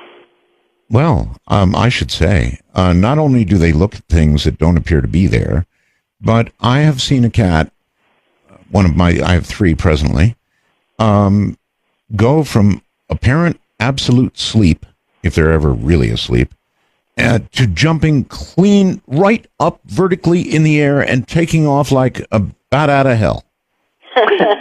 and you always wonder, now what did that? Right. Cats. So I guess they're good to have around then for this. They're good to kind have of around, and they spend a lot of time on the astral plane. That's why they sleep 18 hours a day, because they're half in the astral and half here. So they're really good monitors as to what's going on inwardly. Yeah, they're really tapped in. Much more than dogs, because you mentioned dogs a minute ago, and they always have that half the consciousness is on the astral plane. So, well, dogs are happy little beings that jump around and lick you, and they're really. But cats, it's as though cats. I had a cat that was sick, and I think I ended up spending about $7,000 or $8,000 getting this cat cured. And I had an opportunity to speak to the veterinarian at length about my cat. And one comment she made to me has always stuck with me. She was a specialist in Las Vegas, a real specialist. She said, cats physiologically might as well be from Mars. They are so different than any other mammal on the planet, internally, physiologically, that they might as well be from Mars. And she was absolutely serious. That's something for you to remember. Yeah, absolutely. Yes. All right, young lady, there were a number of things you said you wanted to get to, so let's march down one of those roads. What would you like to talk about? Let's talk about connecting with deceased loved ones, shall we? Sure. And I'm going to just lead right with the animals. We tend to reincarnate with our animals. So that's a nice, happy thought, because our animals are like our kids. They're like our pets. Yes. If you've got the love bond, which typically, pet and pet owners do, and they reincarnate with their owners, even go back and forth from cat to dog, et cetera, et cetera. And you'll know because they'll exhibit a behavior in the present life, something that resembles your animal that maybe you had 10 years ago that's passed on. They'll exhibit the same behavior, and that'll be an identifier to the fact that this is the same soul. So that's a nice thought, something to share. Oh, it's a nice thought, but cats to some degree and dogs act the same way, so I'm not sure that that's easily absorbed by me. I mean, they do act in similar ways. Of course, it's true, but I don't know that it means that it's the soul of the departed. Let me be more specific, Art. Okay, let's say your cat. Here's an actual story of a client we had. The cat had a certain blanket, and that was the cat's blanket. Then the cat translated. Now the person got a dog, and the dog kept going right to that blanket, just like the cat did, letting the owner know, hey, it's me, and I'm back. They'll use different methods, but something that the owner will recognize in order to let the owner know. And the way you can confirm it, once again, Art, is take it to the dream state or set up a sign or go with your gut so you have full knowingness that this, in fact, is your reincarnated animal. It's kind of like the test that they give to the Dalai Lama, and they bring those toys out and they lay it before the small kid or the baby, and it selects the same toy, and they go, whoop, Dalai Lama from a previous life. Yes. Yes, well, there is a lot of that. I don't know how much weight to give it, but it's an interesting thought. All right, so there you have one. What else did you want to get in? Oh, yeah, connecting with deceased loved ones. With loved ones, yes. Now, before we get to that, let's talk about eternal souls. Now, I would like to understand, and I understand that you believe in the eternal soul, obviously. However, I'm not as sure. I do have some doubts, frankly, that there may be another side. I think there is. I hope there is, but I'm the kind of person who really demands proof. Now, so far tonight, with all the things we've talked about with regard to dreams, we're pretty much talking about a living human brain perceiving these things or going through these things. Now we're going to talk about after death. So it's kind of a whole new category. How do you all know that there really is another side? Michael Lynn? For me, it comes down to going there, experiencing it. In other words, going there. You know, yeah. And what is truth, really? Well, truth is a knowingness that we've experienced. When we experience something personally, at a personal level, it becomes a knowingness. And 7 billion people on the planet can say, "Oh, that's not so," and I'll say, "Yes, it is, because I know it to be so." Thereby, when I sleep and I dream and I leave the body, or I leave the body, soul travel in meditation or contemplation, whatever you want to call it, I have experiences in places that I bring back here in full knowingness that allows me to say 110% that I know there's a life after death. I know there is no death, that there's just a translation, a shifting of energy. Because, and I what is it that makes you know that, Michael? The experience itself. By going there and experiencing it inwardly and bringing it back to this life. It was interesting. Many years ago, I had a paint and body shop, and a local minister dropped his car off to have it painted, and he came to pick it up, and it was the end of the day, and I had a bottle of wine there, and I started drinking before he got there. So by the time he got there, I was just a half shade to the wind, and he asked me the question. He said, "Hey, do you go to church? Or are you going to be coming to church on Sunday?" and I said, "Why?" And he said, "Well, so that basically, how do you know where you're going after death? You need to cover your options here." And I said, "Oh, I know where I'm going." And he said, "What?" He said, "You know where you're going?" And I said, "Oh, absolutely." He said, "How do you know that?" I said, "Because I've been there." And then I launched, and he could not get out of there fast enough. He grabbed his car and drove away, and never wanted to see me again. I hope he paid you first. He did. He did. Well, I found that an interesting way that he presented it to you. Come to church, cover your options. Sounds like covering a bet here in Vegas or something. Absolutely. But you're saying no, it's really not like that, because you already know, and I'm even though you're telling me because of your experience, that doesn't transfer that level of confidence to me. Correct. No, which is why we go to the system, dream, signs, intuition, art. I promise you that's your way of knowing this. And at that point you can read it in a book, or if I tell you, you can say, "Oh, Michael told me he knows," but that doesn't mean you know. It's kind of like the Gnostics, gnosis, to know. And if you ask a GNOS, a Gnostic, if they believe in God, they'd say no. But I've asked them the wrong question. If I said, "Do you know there's a God?" then they would smile and say, "Oh, absolutely." And if I said, "How do you know?" they'd say, "Because I've been there. I've experienced it. I know that this thing is so."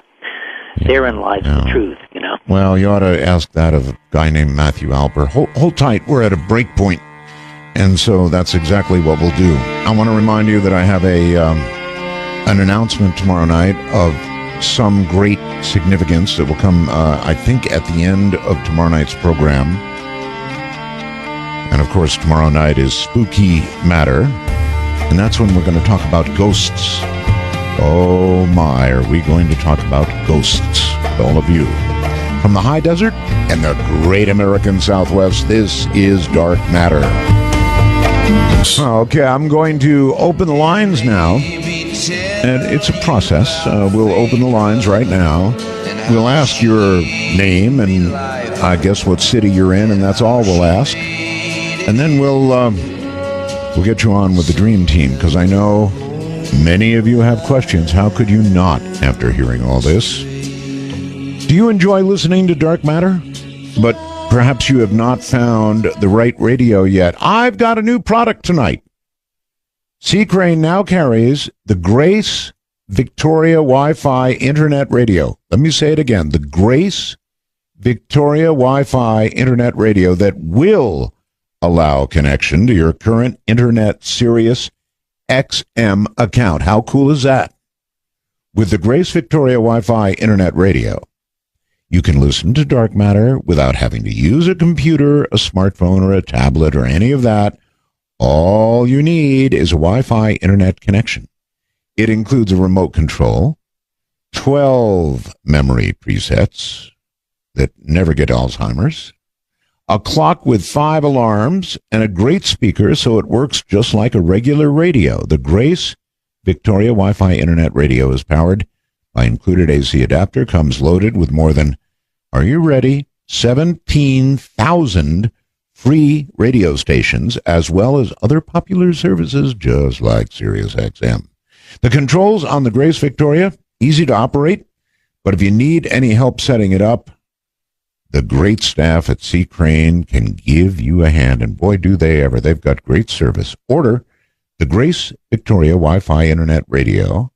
It is $199.95. Not cheap, but, worth it. Quality stuff. $199.95. Call C. Crane right now at 800-522-8863. Talk about all-in-one. That number again, 800-522-8863, or you can visit them online at ccrane.com. And it is not S-E-A Crane, it's C Crane. C as in Charlie, CRANE.com. Well, all right. Once again, the Dream Team. And listen, team, we're going to get shortly to the phone line. So if there's anything else on your list of things, well, I guess we really didn't finish talking about talking to a loved one who has passed. So if you want to pick up on that and then anything else you've got, then we'll go to the phones. All right. Briefly, we'll cover these things because a lot of listeners have deceased loved ones, and we hear it often from our clients. They wish they knew that they were okay. They wish they knew that they were having peace and things like this. Of course. And so you can actually program a dream to connect with a deceased loved one instead of going to a psychic or a medium, once again, putting it outside of yourself, bring it back within, trust yourself, and this is a 3-step process, a technique. They simply lie down before bed. They do several hues for clarity and a heightened state of awareness and consciousness. They conjure up a fond, loving memory of the deceased loved one, and they ask to be connected. And they will have a dream with the deceased loved one, if not on the first night, certainly by the third. And in that dream, they'll bring a message, the loved one will, a message of love or peace or guidance, something of reassurance. And they can use this technique anytime they want. But additionally, it's on autopilot anyway. After a loved one dies, after the emotions fade, and the family member that's still alive, living, after those emotions fade and they get clear, they will start remembering dreams with the deceased loved one. But additionally, they can set it up and actually program it to bring some comfort and peace. How do we know, I don't mean to be rude, but I mean, how do we know that it's not our brains so incredibly wanting, our living brains so wanting to, as you put it, know that our loved one is okay, that we don't manufacture the information? That's the obvious question. It's a feeling more than anything else, Art, and it's kind of like the answer to the question, how do we know anything? Well, unless we've been there, people can tell me about skydiving, but unless I skydive, I'll never have the feeling, I'll never have the knowingness of what it is to experience skydiving. You might want to put that off. I went on a lighter than, a hang glider and broke my arm. Bone was sticking out. You might want to put that off for a while.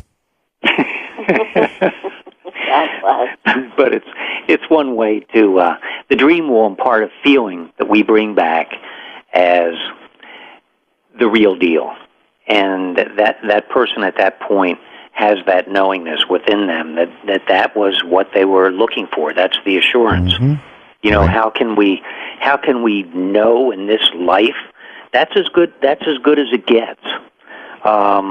Or another example, which is one other thing we're going to talk about, and that is prophecy. And it's rather interesting because people say, "Well, how do I know that dreams are any more than just a dream?"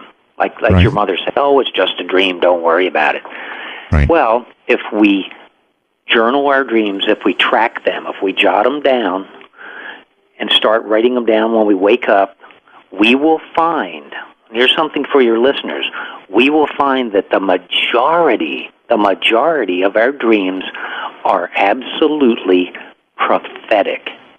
Wonderful. And it's pretty stunning. And the only way to know it is because we forget the dreams if we don't jot them down. When we jot them down, in a week, if we go back, or 2 weeks, we look at our dreams, we'll go, oh my God, that happened 3 days later, that happened a week later, and we experience a breakthrough at that point. It's like dreams are prophetic. I've just realized it. And that alone gives us insight to the significance and importance and guidance, really, of dreams.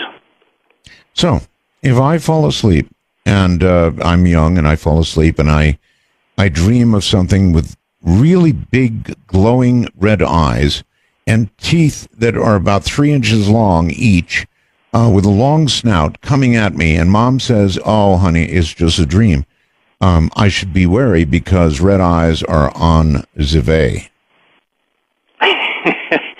Because the next night or 5 days down the way, you may be watching a scary movie, and guess what? There is that monster from the dream, and you'll go, "Oh my God, there it is." It's okay. It's all right if it's in, who cares if it's in a movie? I just don't want it in my bedroom. I don't blame you. All right. Anything else we should cover before beginning to speak with the peoples? I think we're ready for the peoples, aren't we? Yeah, sure. Yeah. Bring on the peoples. Here Let come. them have their say. Okay, good. Here they come. And we'll begin in Oklahoma with Daniel. You're on with the Dream Team, Daniel. Roswell's to you and many more Area 51s. Thank you. But anyway, my question is, I'm a trucker, and I do a lot of long hours and stuff like that, but there's times when I go to sleep, and I'm dreaming, and I'm around a crowd of people or something like that, but I'm still tired in my dream, and I'm trying to hold my eyes open. And I feel like a leaf kind of floating toward the ground, and my eyes are shut and trying to go back to sleep. What is that caused from? It sounds like you're tired. you're simply tired, and the dream state's a reflection of this state. And you're like you said it. You're a long haul trucker, so one is a reflection of the other. And it's wonderful. We never get to hear from long haul truckers. It's just great to hear from you.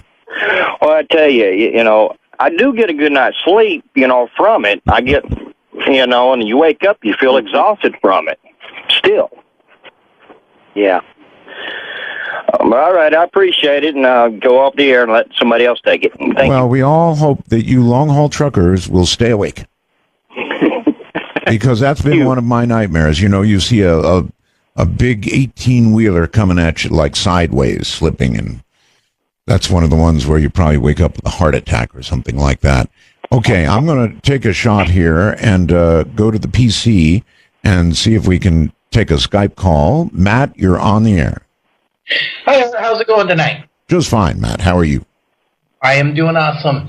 Hey, just had a question for your guests. You guys briefly touched on it earlier, dying within a dream. I actually had a few dreams where I have been shot by people and have collapsed, have died, but my consciousness is still there, and I am able to hear the surroundings and everything. Wow. I'm dead within the dream, but usually a couple minutes later, that's when I wake up, and here I am. I think that's weird and unusual. Usually, Of course, I've got the dream team here. So is that unusual for somebody to have dreams like that where they're actually shot? Actually, it's not unusual, and a simple interpretation is death of something old making way for something new to come into one's life. It's actually a very good symbol. Okay, Matt, enjoy your woundings. Thank you. Take care, buddy. If you want to contact us on Skype, it's art.bell51.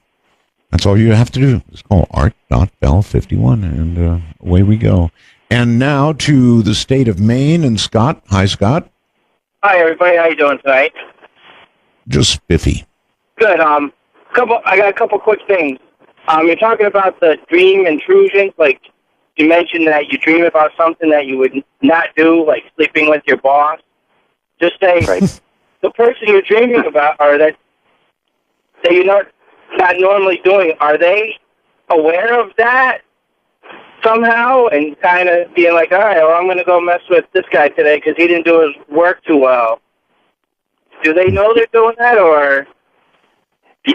Yes and no. Sometimes they are aware of it, and generally that they are not aware of it. But sometimes people will be in the same dream, and they will have the exact same dream, and they are aware of the fact that they have been in your dream, really in your state of consciousness, without your approval, and they're messing with you. Sometimes that's they know really it. Weird. Sometimes they don't. Weird.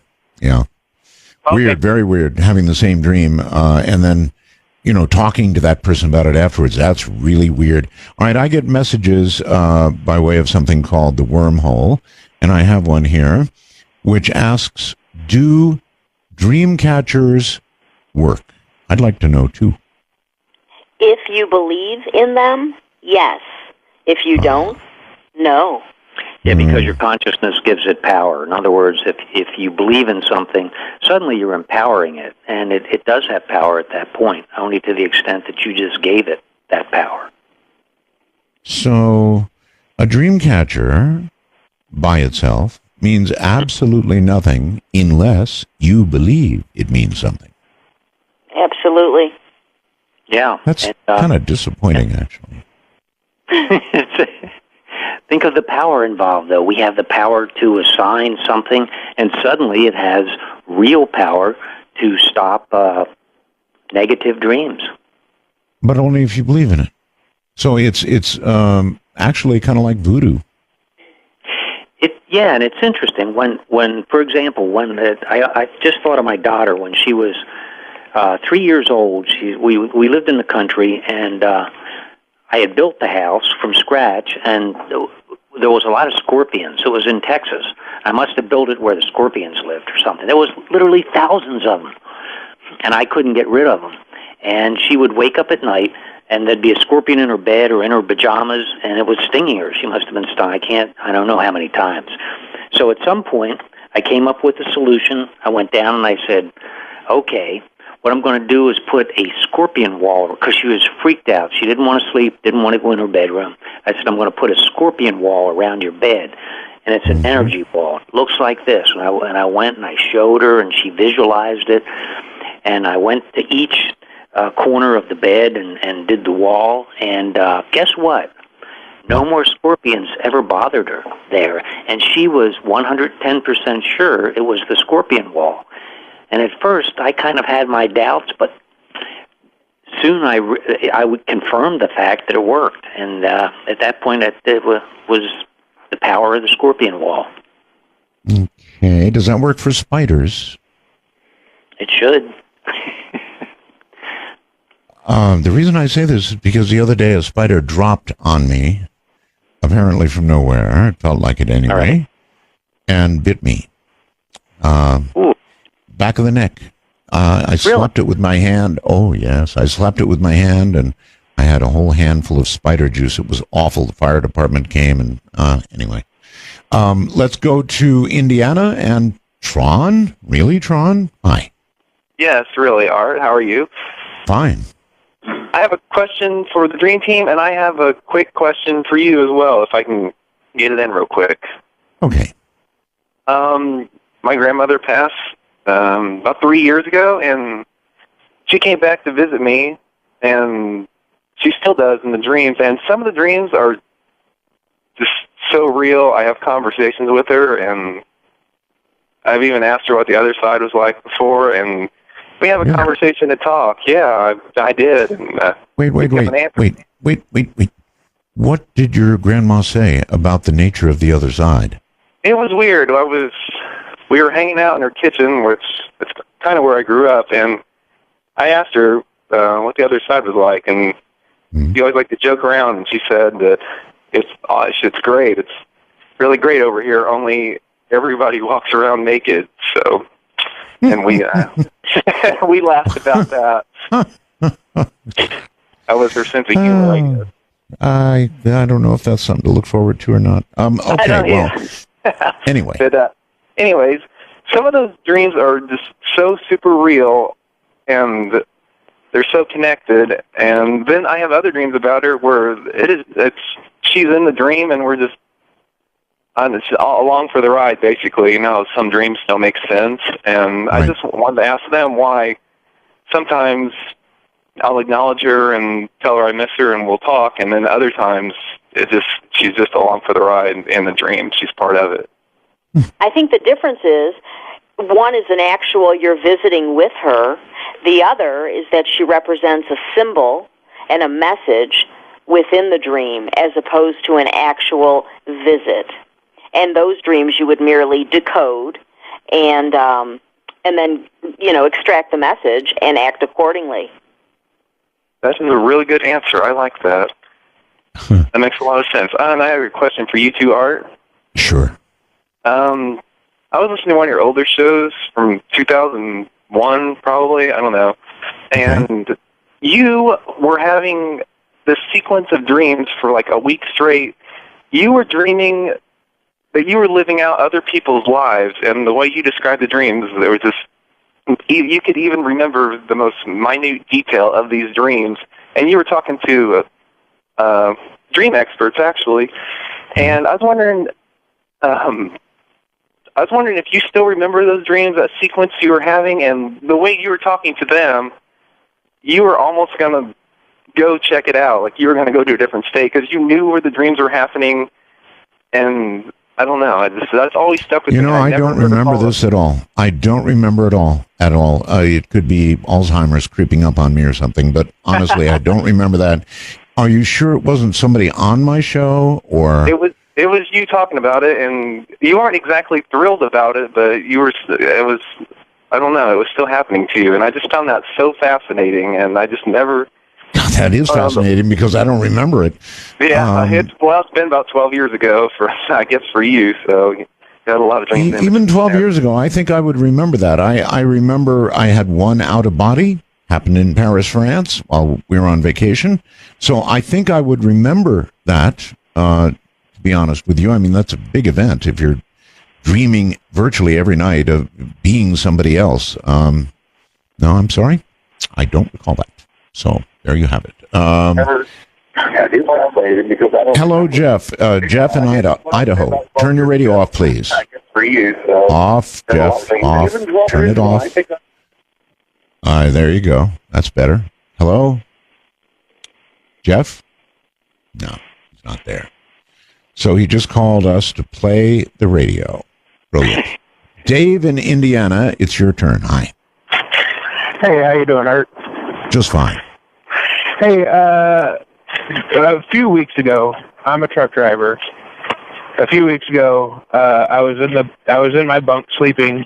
My co-driver was driving, and I had a nightmare, that I was on the top bunk. We were heading towards an overpass. The overpass was really low. Oh my God. It was going to squish me. Oh my God. On the bed. That's horrible. Horrible. I mean, do you know there's a webcam that watches an underpass which has a million warnings. You know, it's like 12 feet or something like that, and this webcam just watches all the time while these trucks run into this thing and shave off the top of the truck just exactly what you're talking about. I've seen it. Yeah, it's hilarious, but of course it's awful. And your dream, you know what, buddy? I'd stay the heck out of the top bunk if I were you. And right before they hit the overpass, in my dream, I was banging on the cabinet to tell my co-driver that this overpass was too low. And when I woke up, I was at the foot of the bed, halfway off the bed, holding myself up on the floor. Well, and folks, would you say he's having a prophetic dream, or what does that sound like? I don't know what the dream meant, but now every time we go under overpasses, even if it's 20 feet tall, I'm still afraid that we're going to hit it. I hear you.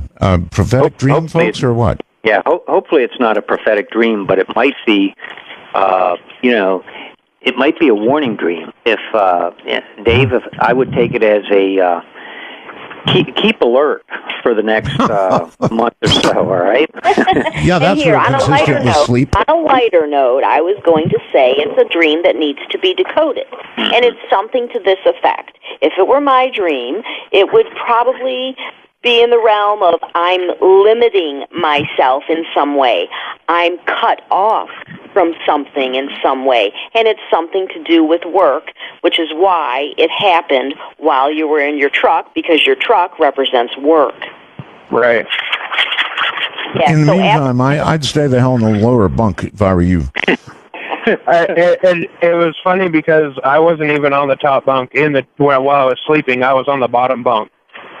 In that case, I'd learn to sleep in a seat, whatever it takes. I mean, their advice to you was stay alert. Now, how do you do that? How is that consistent with sleep? Anytime I get tired out here on the road, even if I'm not done driving for the day, I pull over and I'll take an hour or two nap, just so I can stay alert and stay awake. Good for you. I appreciate the call. That's really scary stuff. Really scary stuff. If I were a trucker, boy, I don't know how I could deal with a dream like that. I really don't. Kentucky and Sam, hi. Hi, my name is Sam. I had experiences in that twilight that y'all were talking about earlier, where I was having a contemplating like meditation, and I guess I closed my eyes and I thought I was dreaming. I looked around and I was me, but it was almost like it was a different reality. And when I realized that I was in this other space, that's when I came back. And I don't, was that a dream, or was I in the astral plane, or because it was real? I could feel the wind, and I could see the plants moving, and it was really detailed. It sounds like soul travel to me, Michael. Yeah, I'd say, Sam, it's soul travel. In other words, you were in a different place. And when you realize that, that's a sure signal. You'll usually, at that point, you'll bounce back into your state of consciousness here, back into your physical body. But that twilight sleep is when you actually begin to leave the body and become aware of it, which is really a nice experience. I'm sure you'll have it again soon. Oh, yeah, it felt real good. It was right where I wanted to be. So I was, kind of thinking maybe I'm making it myself in my mind, but it's kind of neat to know that that's out there, I guess. Yep, soul travel. All right, well, thank you. Actually, it's my experience that the beginning of soul travel is kind of disturbing. In other words, frequently associated with soul travel, or the beginning of possibly leaving your body, there's a kind of a vibration and a humming, and it's not really comfortable. And yes, and many people have said that, actually, because we're not used to it in the physical here, and when we get ready to leave, a lot of times there'll be a popping sound like a cork being released from a bottle. Other times you'll get that humming sound and you'll start to float out, which most people at that point freak out. And when you do, you come right back into the body again. But as we get used to it, it's a sense of freedom. We're released from the body. How nice to be able to get out of the body for a while. Geez. Yes, indeed. All right. Hold tight, y'all. So, in other words, you begin drifting off. You start having little fantasies of whatever, and then you're out. From the high desert in the great American Southwest, this is Dark Matter. From the area of 51, this is Dark Matter with Art Bell. To join the show, please call 1-855-REAL-UFO. That's 1-855-732-5836. That's the number. That's the way to connect. And don't forget Skype. I'm art.bell51. That's it. Art.bell51. You can call the Skype just by putting that in. You don't have to be on lists or anything like that. You can just directly call art.bell51, as Dave did, who's on Skype right now. Dave, you're on the air with the Dream Team. Hey, Art. How's it going tonight? It's going really well. Can you hear me okay? I do. Cool. I don't think I can say enough Roswells to welcome you back. Thank you. So my question leads into the last little bit you were talking about, that sound and that noise that comes when you're about to transcend. Yes. So I had an experience like that, but I felt like it was a shadow person because I felt that hum and I could see out of the corner of my eye, like I had sleep paralysis. I could see that there was almost like a presence there, but the more that I listen to you guys talk about this experience, it kind of feels like maybe it wasn't that. Do you guys have any experience with these people or experiences hearing from others about shadow people with the same type of, the humming, the frequency? Because I'll never forget that humming. That's the one thing that confirmed to me that it was there, was the hum. Yeah, and the hum is really, it's that universal sound that we were talking about so far, and it's the hue, but at a real low level, it just feels like or vibrates like a hum. And even quantum physics talks about it. It's a 0-point field. It says there's a low-level hum or you can very profound. Yeah, it's something you feel as much as hear. Yes, and interesting. So, you had mentioned out of the side of your eye, you could see a shadow person.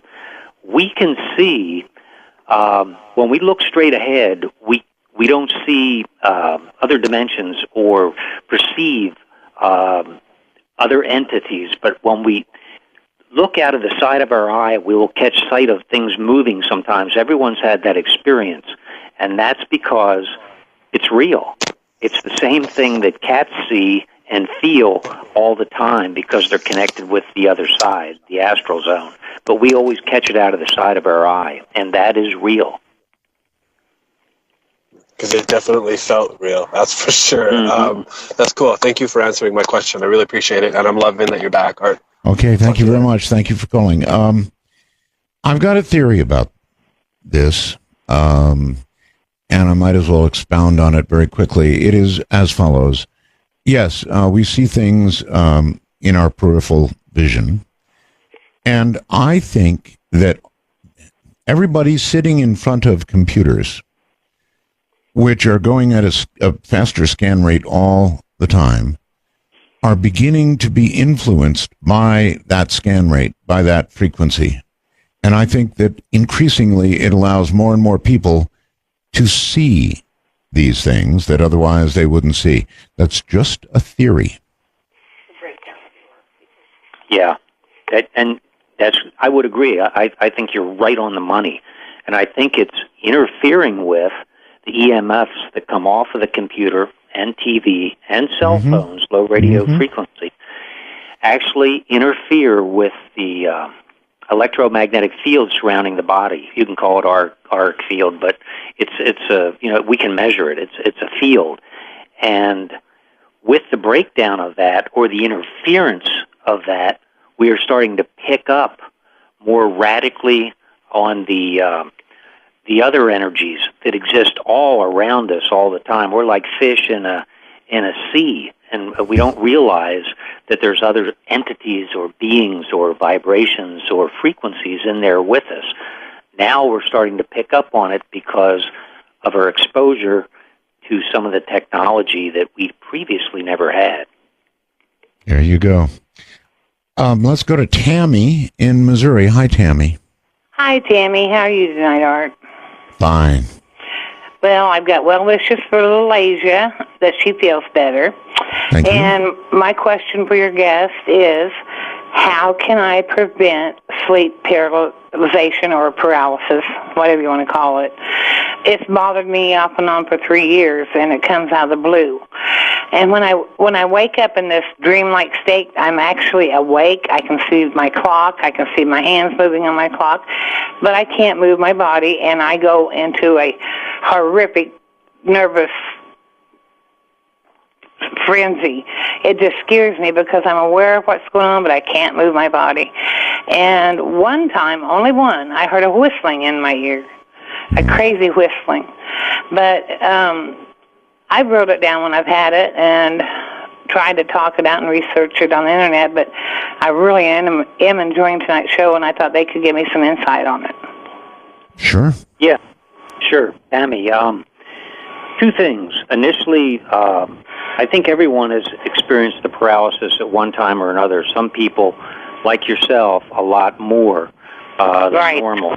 And, well, it's really frightening. It is terrifying to be paralyzed, and it is.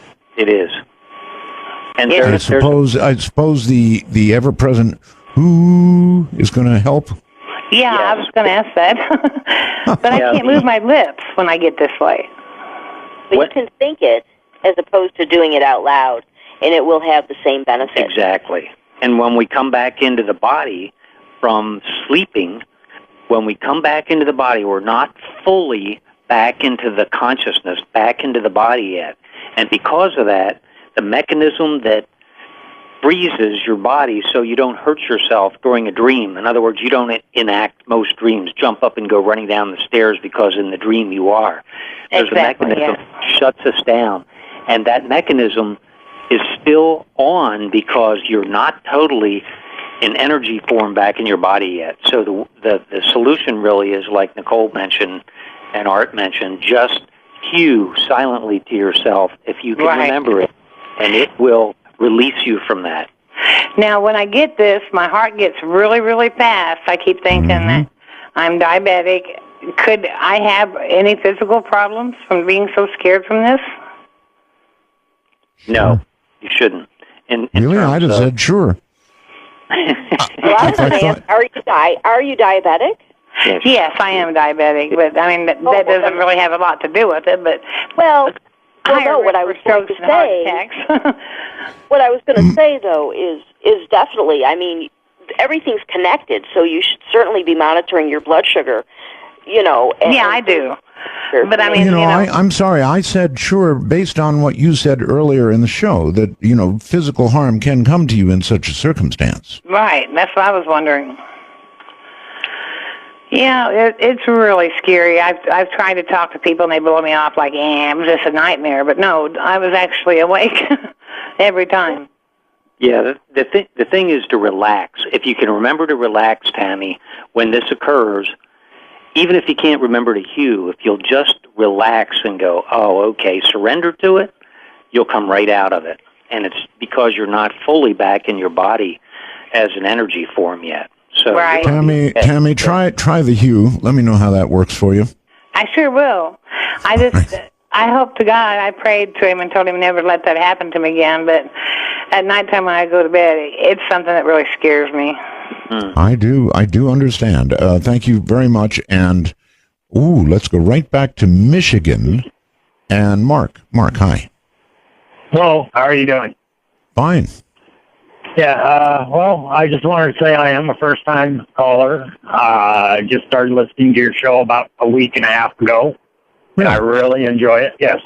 How did you, out of curiosity, Michael, how did you find us? My name's Mark. Mark, I'm sorry. Mark. Yeah, how did you find it?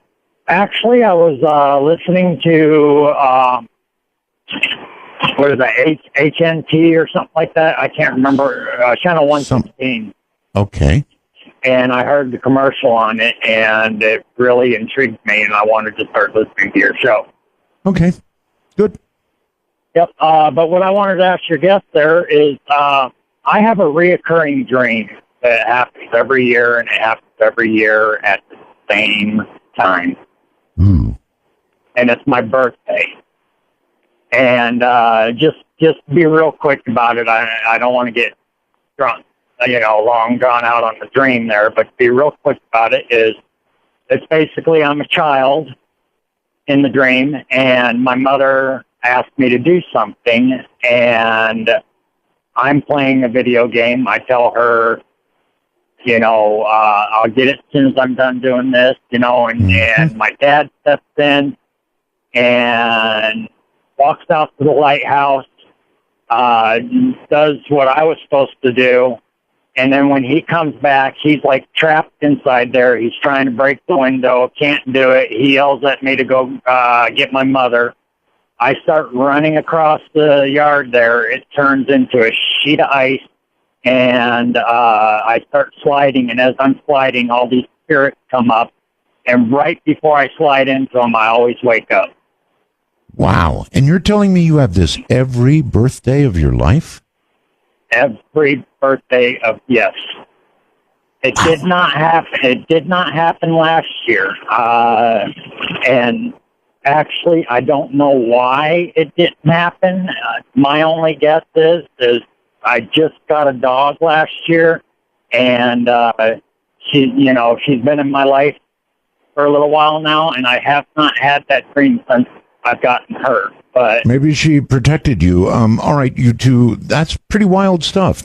Except for 1 year, to have the same dream every year on your birthday. That's pretty eerie. That is eerie. And it's interesting because the dreams that we have right around our birthday are very significant. They're a snapshot of what's coming in our life and what's really important to us, the messages that are coming through right around our birthday. So the fact that you've had that same dream recurring, we call them recurring dreams, has an important message specifically for you. And only, Mark, only you really know what that message is. And what I would do is, if it were my dream, I would, when you go to sleep tonight, and every night for the next few nights, ask and hew for a minute. Just hew for maybe 30 seconds to a minute before you fall asleep, and ask for clarification on the dream. What message does that dream hold for you that comes in every birthday? And you'll have another dream, and jot it down. So you can actually get an answer. In other words, I want clarification. Why do I keep having this dream? If you concentrate on that, you'll get an answer? You bet. Hold it as you're falling asleep. Ask, and night 1, night 2, night 3, you will get a dream that clarifies what that dream means, and that's specifically for you. That's good stuff. Mitch in Wyoming, hello. Hey, Art Roswell. I had a question for your guest real fast here. I deal with what's called the healing ministry at my church, and it involves a lot of dark things around.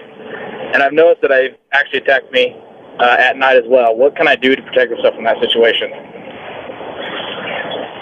Well, that's the best thing to do is make sure you're always remaining clear right before you go to sleep.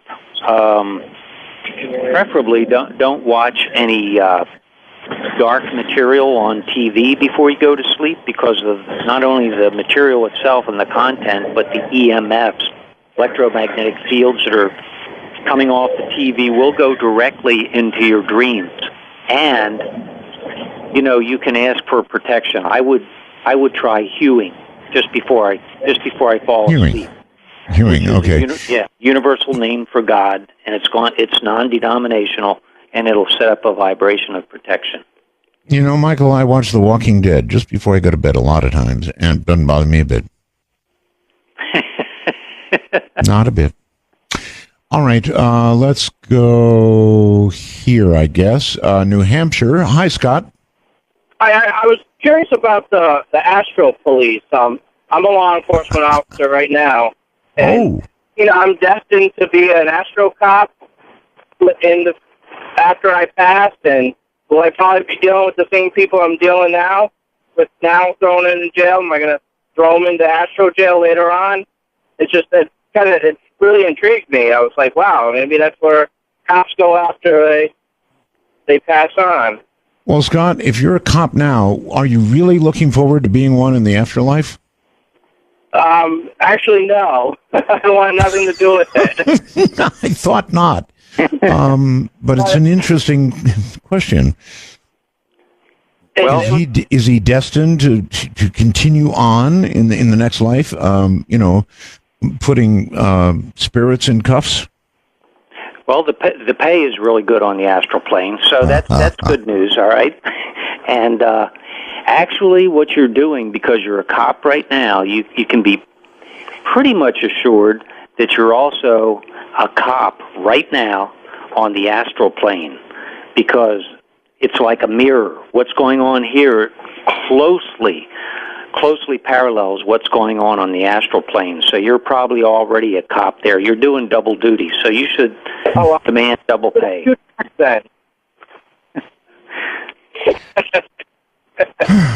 Okay, pretty poor connection, actually. I'm sorry. I guess I can look forward to Astral Radio. It sounds good to me. Okay. Let's see. Here's somebody who's been waiting in Minnesota. John, hello. Hey, Art, Mega Roswell, there. Thank you for bringing your guest on. I mean, it sort of explains some of the stuff that's been going on in my life since I've been about 8 years old. Mm-hmm. And I've always believed in what I call traveling, and basically going between the planes, and I don't even have to be asleep to be able to do this and all that. And so you're saying you can essentially astral travel while you're awake?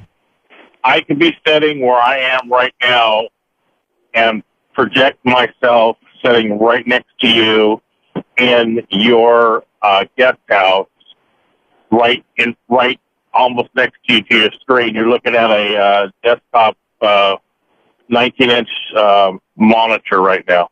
Stop that. That's really, really eerie. Have you two heard of anything like that before? Yes. Some people are very good at traveling, and they don't have to go into contemplation or into a altered state of consciousness like sleep. They do it naturally. Obviously, he does it all the time. Yeah, it sounds like remote viewing to me. Remote viewing is very closely parallel. Well, I'm looking around right now very carefully, and I want to remind everybody I'm armed.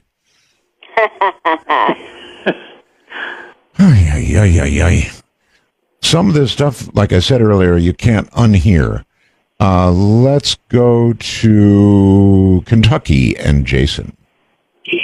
Yeah, it's me here. I am a long-haul truck driver. No kidding. Yeah. Usually I have dreams sometimes that, you have a dream and then you just forget about it and you just go on your day and then you did something. You're like, whoa, I've done this before. You've never been there or whatever, and you just did it. And you're like, right. That's kind of strange if you ask me. Yeah, that's known as déjà vu. And déjà vu is French, and what it means is having seen before. And often we'll have a dream, a prophetic dream. We will forget the dream. Then we will meet that experience out here in the physical, and it looks familiar, it feels familiar, and that is the déjà vu of a prophetic dream that we had forgotten. Mm-hmm. That's pretty crazy. Answer your question? Yeah, and I have another one. This is really strange. Me and my ex-girlfriend went and seen my grandparents, like the grave, and I had my dog there with me, and I looked at my dog, and my grandparents, like they were talking to me, and I'm like, and I was, it was weird. Like the dog was actually talking to me. That is a little strange, but interesting. And what kind of message did you get? Yeah, that's a good question. It was like, everything's going to be all right and stuff like that. And that was pretty much it. And we're here for you. And this was all said by your dog, right? Yeah. Like it wasn't physically said. It was said Pathically. I don't know. Yeah. Okay. I guess. Yeah, I guess animals can do that. You would think he'd be complaining about, I don't know, being fed more or something like that, but no, it was a message actually from the other side, so that's pretty wild. Okay, to Oregon and Josh. Hello, Josh. Hello, Art, and what an honor to be speaking with you. Thank you. I just wanted to get your guest's perception on a dream I had. You talked earlier about, I think we all experienced a dream falling off a cliff or about to die, and you always wake up right before anything bad happens. But about 2 years ago, I had a dream, and I will never forget it. It was the most realistic dream I've ever had, and I actually ended up dying in the dream. I'll try to make it quick, but it started off a really happy dream. I got a lot of family in Montana, and in my dream, my wife and my 2 kids, we just got on the road heading to Montana. I had a new job lined up, and a house was waiting for us. It was a sunny day. Everything's happy. When we get there, turns out my neighbor was an old step cousin of mine, my uncle's step kid, who in real life turned out to be a real crappy person. He stole lots of money from my uncle, beat him up. My uncle was a paraplegic and stole almost everything he had. But in my dream, anyways, he ends up being my neighbor, and we're friendly to one another at first. The next day in my dream, I head over to his house. I'm going down his driveway, going there to borrow a tool. And I see him and a friend of his, which was a very large man. They're standing at the trunk of his car looking in, and as I go up, I notice it's my cousin's girlfriend. She's dead. They just killed her. And I'm just scared out of my wits in the dream, but I try to play it cool. I'm like, telling him, she deserved what she got. And the whole time I'm telling myself, just play it cool, get out of here, and then you can call the cops. He asked me to go grab a knife out of the front seat of his car, and I do. And as soon as I turn around, I'm faced with him. He has a pistol pointed at me, and he says, "You shouldn't have came over here." He shoots me twice in the stomach, and I just instantly go into shock. It felt so real. I could feel the adrenaline. Everything's in slow motion. And I tell myself, the only way you're getting out of this alive is to attack him, get that gun from him. So I rush him. He's about 3 paces away from me. I reach to grab for the pistol, and pop, shoots it and hits me right in the head.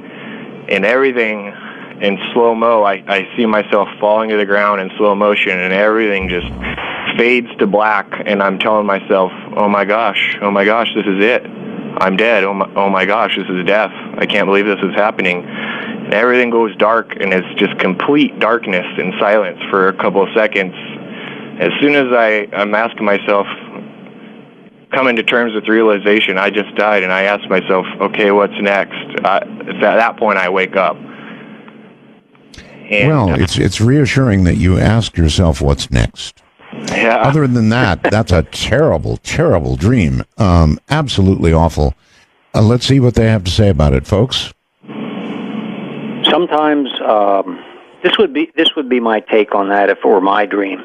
Sometimes in the dream state, we work through things so that we don't have to do them out here in our daily reality. In other words, we do them on another plane, such as the astral plane, where there's a lot of violence and darkness, which is probably where that dream came from. And we actually go through it in there so we don't have to go through it out here. So it's a blessing in disguise. It's a really good disguise. All right. Hold it right there. We'll be right back. In the nighttime, in the dark, you're listening to Dark Matter. I'm Art Bell. This is so interesting. Nancy writes, "Hey, Art, that guy who talked about the dreams that you said you had, he was right. I remember it. In fact, they replayed a show recently in which you said it. So there you go. I did have those dreams." I guess time has taken its toll, eh? And then here's another one from Tony who says, "The dream of the driver hitting the overpass? Decoded. It means he doesn't trust his driver." What do you guys think? Trust yourself. But could it mean that? It could. No, I think it's about him. Yeah. I do. Yeah, it's all. Limiting himself, cutting himself short. Or a warning dream, seriously, that somewhere down the way it could be a kind of prophecy. I wanted to tell him to make sure his insurance is up to date, but I didn't want to say that. Okay. And then it is interesting. Apparently I did have those dreams many years ago of being somebody else, and now I kind of vaguely remember it. And I guess the reason I didn't recall it is because, you know, it just wasn't. It was important to me at the time, but it wasn't overarchingly important. In other words, some dreams I've had, like the one I explained to you about the circuit board I wrote out, actually, that wasn't a dream. That was just a aha moment when I woke up. But those kind of things you remember all your life. I do recall being bothered by dreaming about being somebody else, or as though I was in somebody else's life. But it wasn't horrible. It was just weird. That's probably a past life. That's probably a past life dream, Art. And when you dream of being somebody else, I mean, think about that for a second. It's because you're somebody else, most likely. So, and it's not a bad life. It could have been a great life. Maybe, you know, you're whatever in that life, but a good life. Yeah, it wasn't a really impactful dream. It was somebody else, though. I do remember that now. Scott in California, you're on the air. Thanks very much for taking my call. I really enjoy your show, Mr. Bell. Thank you. Yeah, I was sent to a sleep center one time to be tested for sleep apnea. And they hook up a lot of different sensors all over your body, your fingertips, around your chest. They'll put they'll shave your areas of your scalp so they can glue sensors on that, tape stuff on your eyelids to monitor REM and all of that. And then you're laying there under a infrared camera. But prior to the beginning of the test, the technician asked me if I wanted to spend the night or when they're done with me, wake me up and send me home. I says, no, when you're done with me, you know, send me home. I don't want to stay here any longer than I have to. Mm-hmm. So I'm laying there, I'm sleeping along and this and that. And at one point in time, I was laying there. I was completely awake with my eyes shut, trying to, you know, go back to sleep. I don't know where I'm at in their study. So I'm just trying to go back to sleep, whatever. And I'm laying there, and I can tell that the door came open. The light, you know, illuminated the room, and I could tell somebody walked in. The guy goes, yeah, I can see you're awake now, so you can go ahead and go home, which has really freaked me out. But with that in mind, do you think, or have they developed any technology to record our dreams? Are they looking into that? Recording dreams. Really good question. Are they working on that? Because I want to know too. Hold on, sir. Okay. Are they working on that? might we one day be able to record dreams? Yeah, I think because of our digital technology and where we're at with that today, they are working on it. And there's a few sci-fi movies you guys are probably aware of that, where they're able to record dreams or even something similar to that. And we're probably not that far away, a year, maybe a few years at most, to being able to do that. So that'll be kind of fun. Because with REM, they can tell things through REM, rapid eye movement.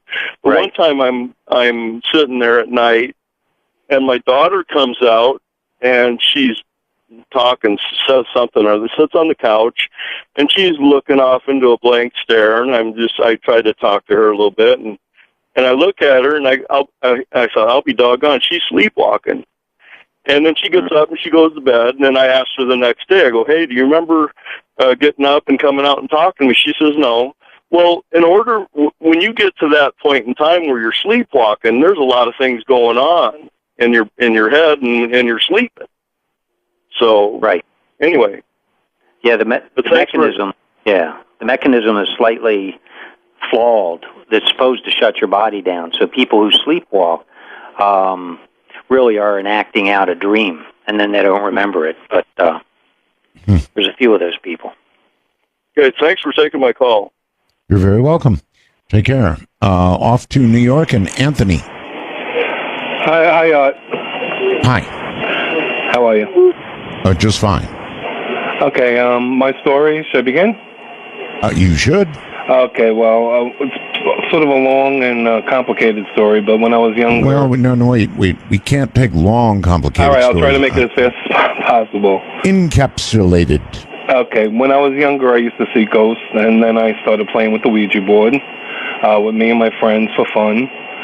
Then my friends had enough of playing with the Ouija board, but I continued to play on my own until one day it spelled out the word devil to me. And then I threw the Ouija board out, which I know I shouldn't have done, but I did. And I had a roommate at the time, and all of a sudden he started going through sleep paralysis. He started getting attacks. I sort of laughed it off. I didn't know anything about it, what it was. But then not much later, I started getting them too. So here we are simultaneously getting the attacks together. And this was going on for like 20 years. Wow. 20 years that we have the attacks. But what's funny is that when the attacks do come on, we get them at the same time, and then they disappear for like a month or so, and then they come back, and again, we're both getting them at the same time. So I think that's not so funny, actually. No, and then one night, when you're having these, you could hear footsteps coming up your stairs or something. You hear voices. You see a black shadow in the corner of the room. And one night I just woke up and I had enough, and I started screaming at it, get out of my house, and praying to God, and then it stopped for like a year. Neither one of us got the attack again. But then it came back with sort of like a vengeance where something new was happening. My whole body would tremble and shake, like vibrate, and I'd hear a loud buzzing in my head. And then one night I actually felt like I left my body. And I could see myself, and I had like a cord attached to me, and I felt like it was an incredible feeling. I felt like I wanted to go with it, but I knew that if I did go with it, something bad might happen. So I returned to my body, and I didn't know what else to do, so I looked online, and that's where I heard about getting a dream catcher. And it's funny you mentioned that before. So about a year ago, I purchased a dream catcher, and everything stopped for both me and him. Well, I've only had, it worked for you. And that stopped. I had about 3 attacks within a year. Yeah, you believe in it, so it works. Well, I do. My roommate doesn't, but he only gets it when I get it too. And there's only been like about 3. Tell you what I think. I think your troubles go back to the Ouija board, but that's just me. Yep, that's what I think too. So I mean, I don't know, but the dream catcher is helping, I think. And but the funny thing is that I actually stopped dreaming when I got the dream catcher. Like when I had a sleep paralysis attack, I would wake up having a terrible nightmare, like something really scary. Sure. And when I come out of it, like, you can't move. You can only move your eyes. But that's my story. And it's a good one. You want to comment on Ouija boards at all, folks? Well, other than what we were talking about earlier with the entity and the Ouija board, it definitely opens up the channel for entities to come on in. So, we don't recommend it at all. At all. I was even talking to my mother earlier today, and she had one growing up, and she said that thing moved all around, and they're very real, and they open up that channel. So if that's what you're looking for, it'll do the trick. But at the same time, if you want to open a door, go ahead, but don't be surprised when something walks through. Yeah. Graham on Skype, you're on the air. Hi. Hi. Oh, it's actually Heather, but that's okay. It says GRAEME. Oh, I must have logged in on my brother's instead. I see. Okay. Anyway, first time caller, and I've just started listening as well. Love the show. Thank you. You're welcome. My question is, they've talked about connecting to past lives, and as well as dreams that are prophesizing future events. But I'm wondering if you can actually connect with future lives as well. Ooh, that's a good question, Heather. And the answer is yes. And I'll explain it through. Here's the best explanation that I've got: quantum physics, and quantum has proven, not speculation on this one, that there is no past, there is no future, and there's only the present moment. Because people say, they ask us all the time, how can my dreams be prophetic? How can it prophesy what's coming in a month or a year down the way? Or I met my wife 5 years before I met her in a dream, and it was very, very clear and lucid. The answer is, when we dream, we leave the body and we go into the quantum moment. We access our future lives as well as our past lives. And that way we can see and bring back some of our future lives, if that's what you're looking for. Is there a way for, say, your future lives to direct your current life? Like, say, you got to watch out that you don't do X. Yes, actually, when the dream information that comes in, if you simply start tracking your dreams through dream journaling, every night get really methodical about it. Anything at all, a fragment, anything you get, jot it down. Even if it's just one word, one feeling even, jot it down. And pretty soon you'll be able to look at that journal. You'll be able to actually see your future. You won't be blindsided. You will get a snapshot of where you're headed, what you need to avoid, and what you need to do to reach your potential. And it happens very quickly. Within a period of a month or so, you'll start connecting the dots. Very cool. All right, thanks. Mm-hmm. Thank you very much, and have a good day, and thank you for calling on Skype. I like my Skype. Florida brings Buddy. Hi, Buddy.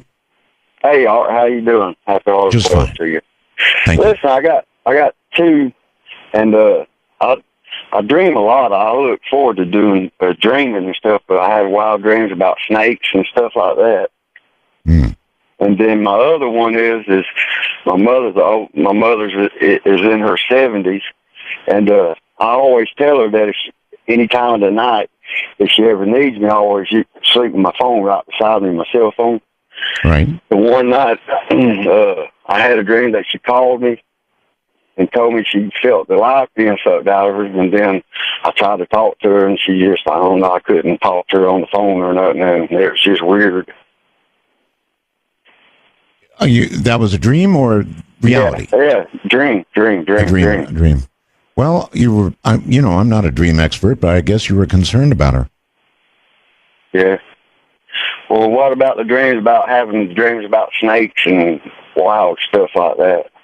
And I mean, I've had some dreams that so scared I even wake myself up. I know I can wake myself up, Yeah, wow. Well, to me, it means that in the next week or so, you're going to go to bed and you're going to wake up in the middle of the night and you're going to feel all these things crawling around you and over you, and you're going to look down and you're going to see about 100 snakes. Nah, I ain't never had nothing like that. I'm sorry, I have no idea what it means, folks. You any idea? It depends on it depends on what snakes means to the dreamer. In other words, some people have pet snakes and they love them. Other people, they absolutely fear and loathe snakes. So sometimes snakes in dreams mean spiritual energy also. So it's kind of a message for you to pay attention because of the snakes. Pay attention to your dreams. They have a message for you. I think I'm more in the fear and loathing category. All righty. Pennsylvania and Steve. Hi, Steve. Hi, Art. I got a couple of different experiences that have happened to me. By the way, it's a privilege to talk to you. I love your show. I'm an over-the-road truck driver. A truck driver? Imagine that. Imagine that. Night. Yes, sir. Okay, a couple of years ago, it was February 2011. I was working for a company that had APUs on their truck. All right. I'm going down I-77 in West Virginia. I stopped in Ripley at a brand new Love's truck stop. Easy, pulled right in spot. Luckily, I was dead tired. I stopped, shut the truck off. My APU comes on, heater comes on. I jump in bed. I'm dead tired. I can't wait to get to sleep. I mean, I'm smiling at my pillow. I jump in bed. I try to go to sleep, and weird stuff starts happening. It's just a cool night out. It's not windy or anything. I feel my truck start moving. It's as if somebody was on it, and I heard a sound, a distinct sound of it. You could hear it yourself from the old Crocus song, a group called Crocus. And there's a song where there's like a beer bottle goes rolling across a tile floor. Right. And I heard that sound so distinctly, and I imagined that it was a beer bottle rolling down and hit the curb by my truck. I got up, I threw on some slip-on shoes, and I jumped out. I started looking around with a flashlight. Nobody, nothing around me. Everything's quiet. Get back in the truck. Okay, this is getting annoying. I get back into bed. I felt like somebody got in my truck. I felt the door close. I heard noise. I felt a cold breeze around me as if somebody got into the truck. Nothing. I jump up. I'm looking around. Nothing. And this goes on, just annoying me. I'm so tired. I just want to go to sleep badly. In the morning, I got up. I finally got to sleep. I'm still tired. I wake up. I look across, and there's like a big ditch in front of me. And imagine, I would like to know if any other truck drivers experience this. And there's like a big ditch that's filled with broken concrete. Across this ditch, there's an old graveyard, which I didn't see that night. But in the morning, I spot this old graveyard, and it's right up to the edge of this ditch. And I'm thinking, oh, my God, they probably disturbed some graves and some spirits. Well, a couple weeks ago, remember when you had Charles Status on? Yes. The night before that, I was on I-77 in West Virginia in a town called, or near Gallagher, at a rest area on the southbound side of I-77. Same thing. I'm dead tired. I can't stay awake any longer. I squeeze into a little spot at this rest area about 4:30 in the morning. I can't wait to get in bed. I get into bed. Truck's all closed up. The windows are closed. I get into bed. I'm asleep before my head hit the pillow. But something woke me up, and this is how it went. I immediately started dreaming that I'm moving through the darkness. In my dream, I'm vertical, rolling on the seat or coasting on the seat of a bicycle. Something grabs me, which would be similar to like a parachute harness. I'm a former paratrooper. It felt like a parachute harness on me, but squeezing my neck as well, and then it was like being tightened down. and it started to physically hurt me in my crotch area and on my shoulders and started to choke me. And it began to lift me up into the air. And I shook myself awake, screaming, "Whoa, whoa, whoa, whoa." Yeah. I up. Listen, sir, we're going to have to leave it there, but if I'm not trading dreams with you. I don't want any of those dreams at all. I appreciate your reciting all that to us, but we're going to have to go unless you got a punchline here. Yes. When I woke up, I fell to my bed. I was off my bed. Oh my! Horizontally. You were actually in the air. In the air a couple inches and fell to my bed when I woke up. And it scared the hell out of me. I'm sure it did. Just thinking about it. I hear you. Back down on my bed. What would do that? Is that like, was I being attacked by an evil spirit or something, or what? Okay, let's see what they say. Sometimes there is a jolting awake that feels as though you're falling out of the air. That's all I can offer up. Yeah, and I would agree. I would agree with that, Art. A lot of times it feels like we're falling back to the bed because when we come into our consciousness, we're out in a dream state. Right. We literally feel like we've just dropped from the ceiling sometimes, and it's a perception having to do with coming back to the physical. Okay. All right. We're going to take a break, our final break right here. Stay right where you are. And, gee, I wonder if I wanted to do a show one night on trucking. You think we could get enough calls from truckers to do a show like that? I'll have to give that some thought. From the high desert, the great American Southwest. This is Dark Matter, proceeding, raging in the night. Gotta love it.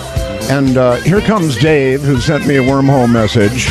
And Dave says, "For me, dreams are free entertainment, good or bad. Must say, I love the bad ones." That'd be the first person I've heard say that. He actually enjoys the bad dreams. Are there people like that you guys encounter? I was working with an 11-year-old today, and that's exactly what he said. Really? Yep.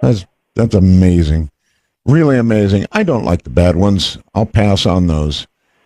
Okay. Boy, it's been a long time. Kansas, thank you for waiting, Bob. Rob. Oh, yeah, I'm here. Rob, it is, yes. Hello, Art. How you doing? I'm going to guess that you're an over-the-road truck driver. You are absolutely correct, sir. Boy, that was really a shot in the dark, but I made it. Anyway, what's up? Well, speaking of shots in the dark, Art, I think I know what your announcement is tomorrow. If you want to hear about it, if you want to let me take a shot at it, I will after I talk to your guests here. But if not, I'll send you an email. But anyway, okay, send me an email. Okay, I'll do it, and I will title it that Art. I don't know, Rob the Art, something like that. But anyway. Okay, that's fine. Okay, for your guest, I've had a dream for several years now that I went to a girl that claimed to be like a little witch or psychic, or she claimed to know stuff that other people don't know. And she was very young. She didn't have a business or nothing, but she gave me a description of what she thought caused it, and I'll ask you what you think causes it. But I've got this dream that I'm a sycamore tree. I don't know if you've ever seen a specific sycamore tree, but they're extremely tall. They're big. They grow where they can get a lot of water. Wait a minute. Okay. You dreamed you were a tree? No. I dreamed this dream has to do with the sycamore tree. Okay. But I'm in the very, very, very top of this tree.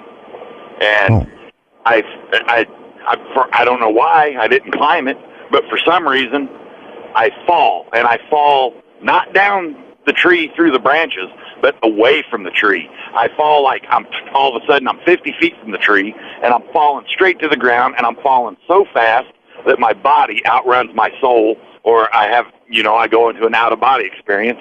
I watch myself hit the ground. It's extremely loud, the thump, and I see myself roll over, and I hear a moan. After that, I wake up. Okay. I have no idea. what it How long means? have you had that dream? How long have I had it? Since I was probably 17, and I am 41 now. When's the last time you had it? Probably, I don't know. I joined the Army after September 11th, and I was graduated from basic training. I had it while I was active duty. But so I'd say the last time probably 6 years ago. Were you a jumper in the military? No, ma'am. Okay. Yeah, here we go. When we have a recurring dream like that, it's a strong message for us.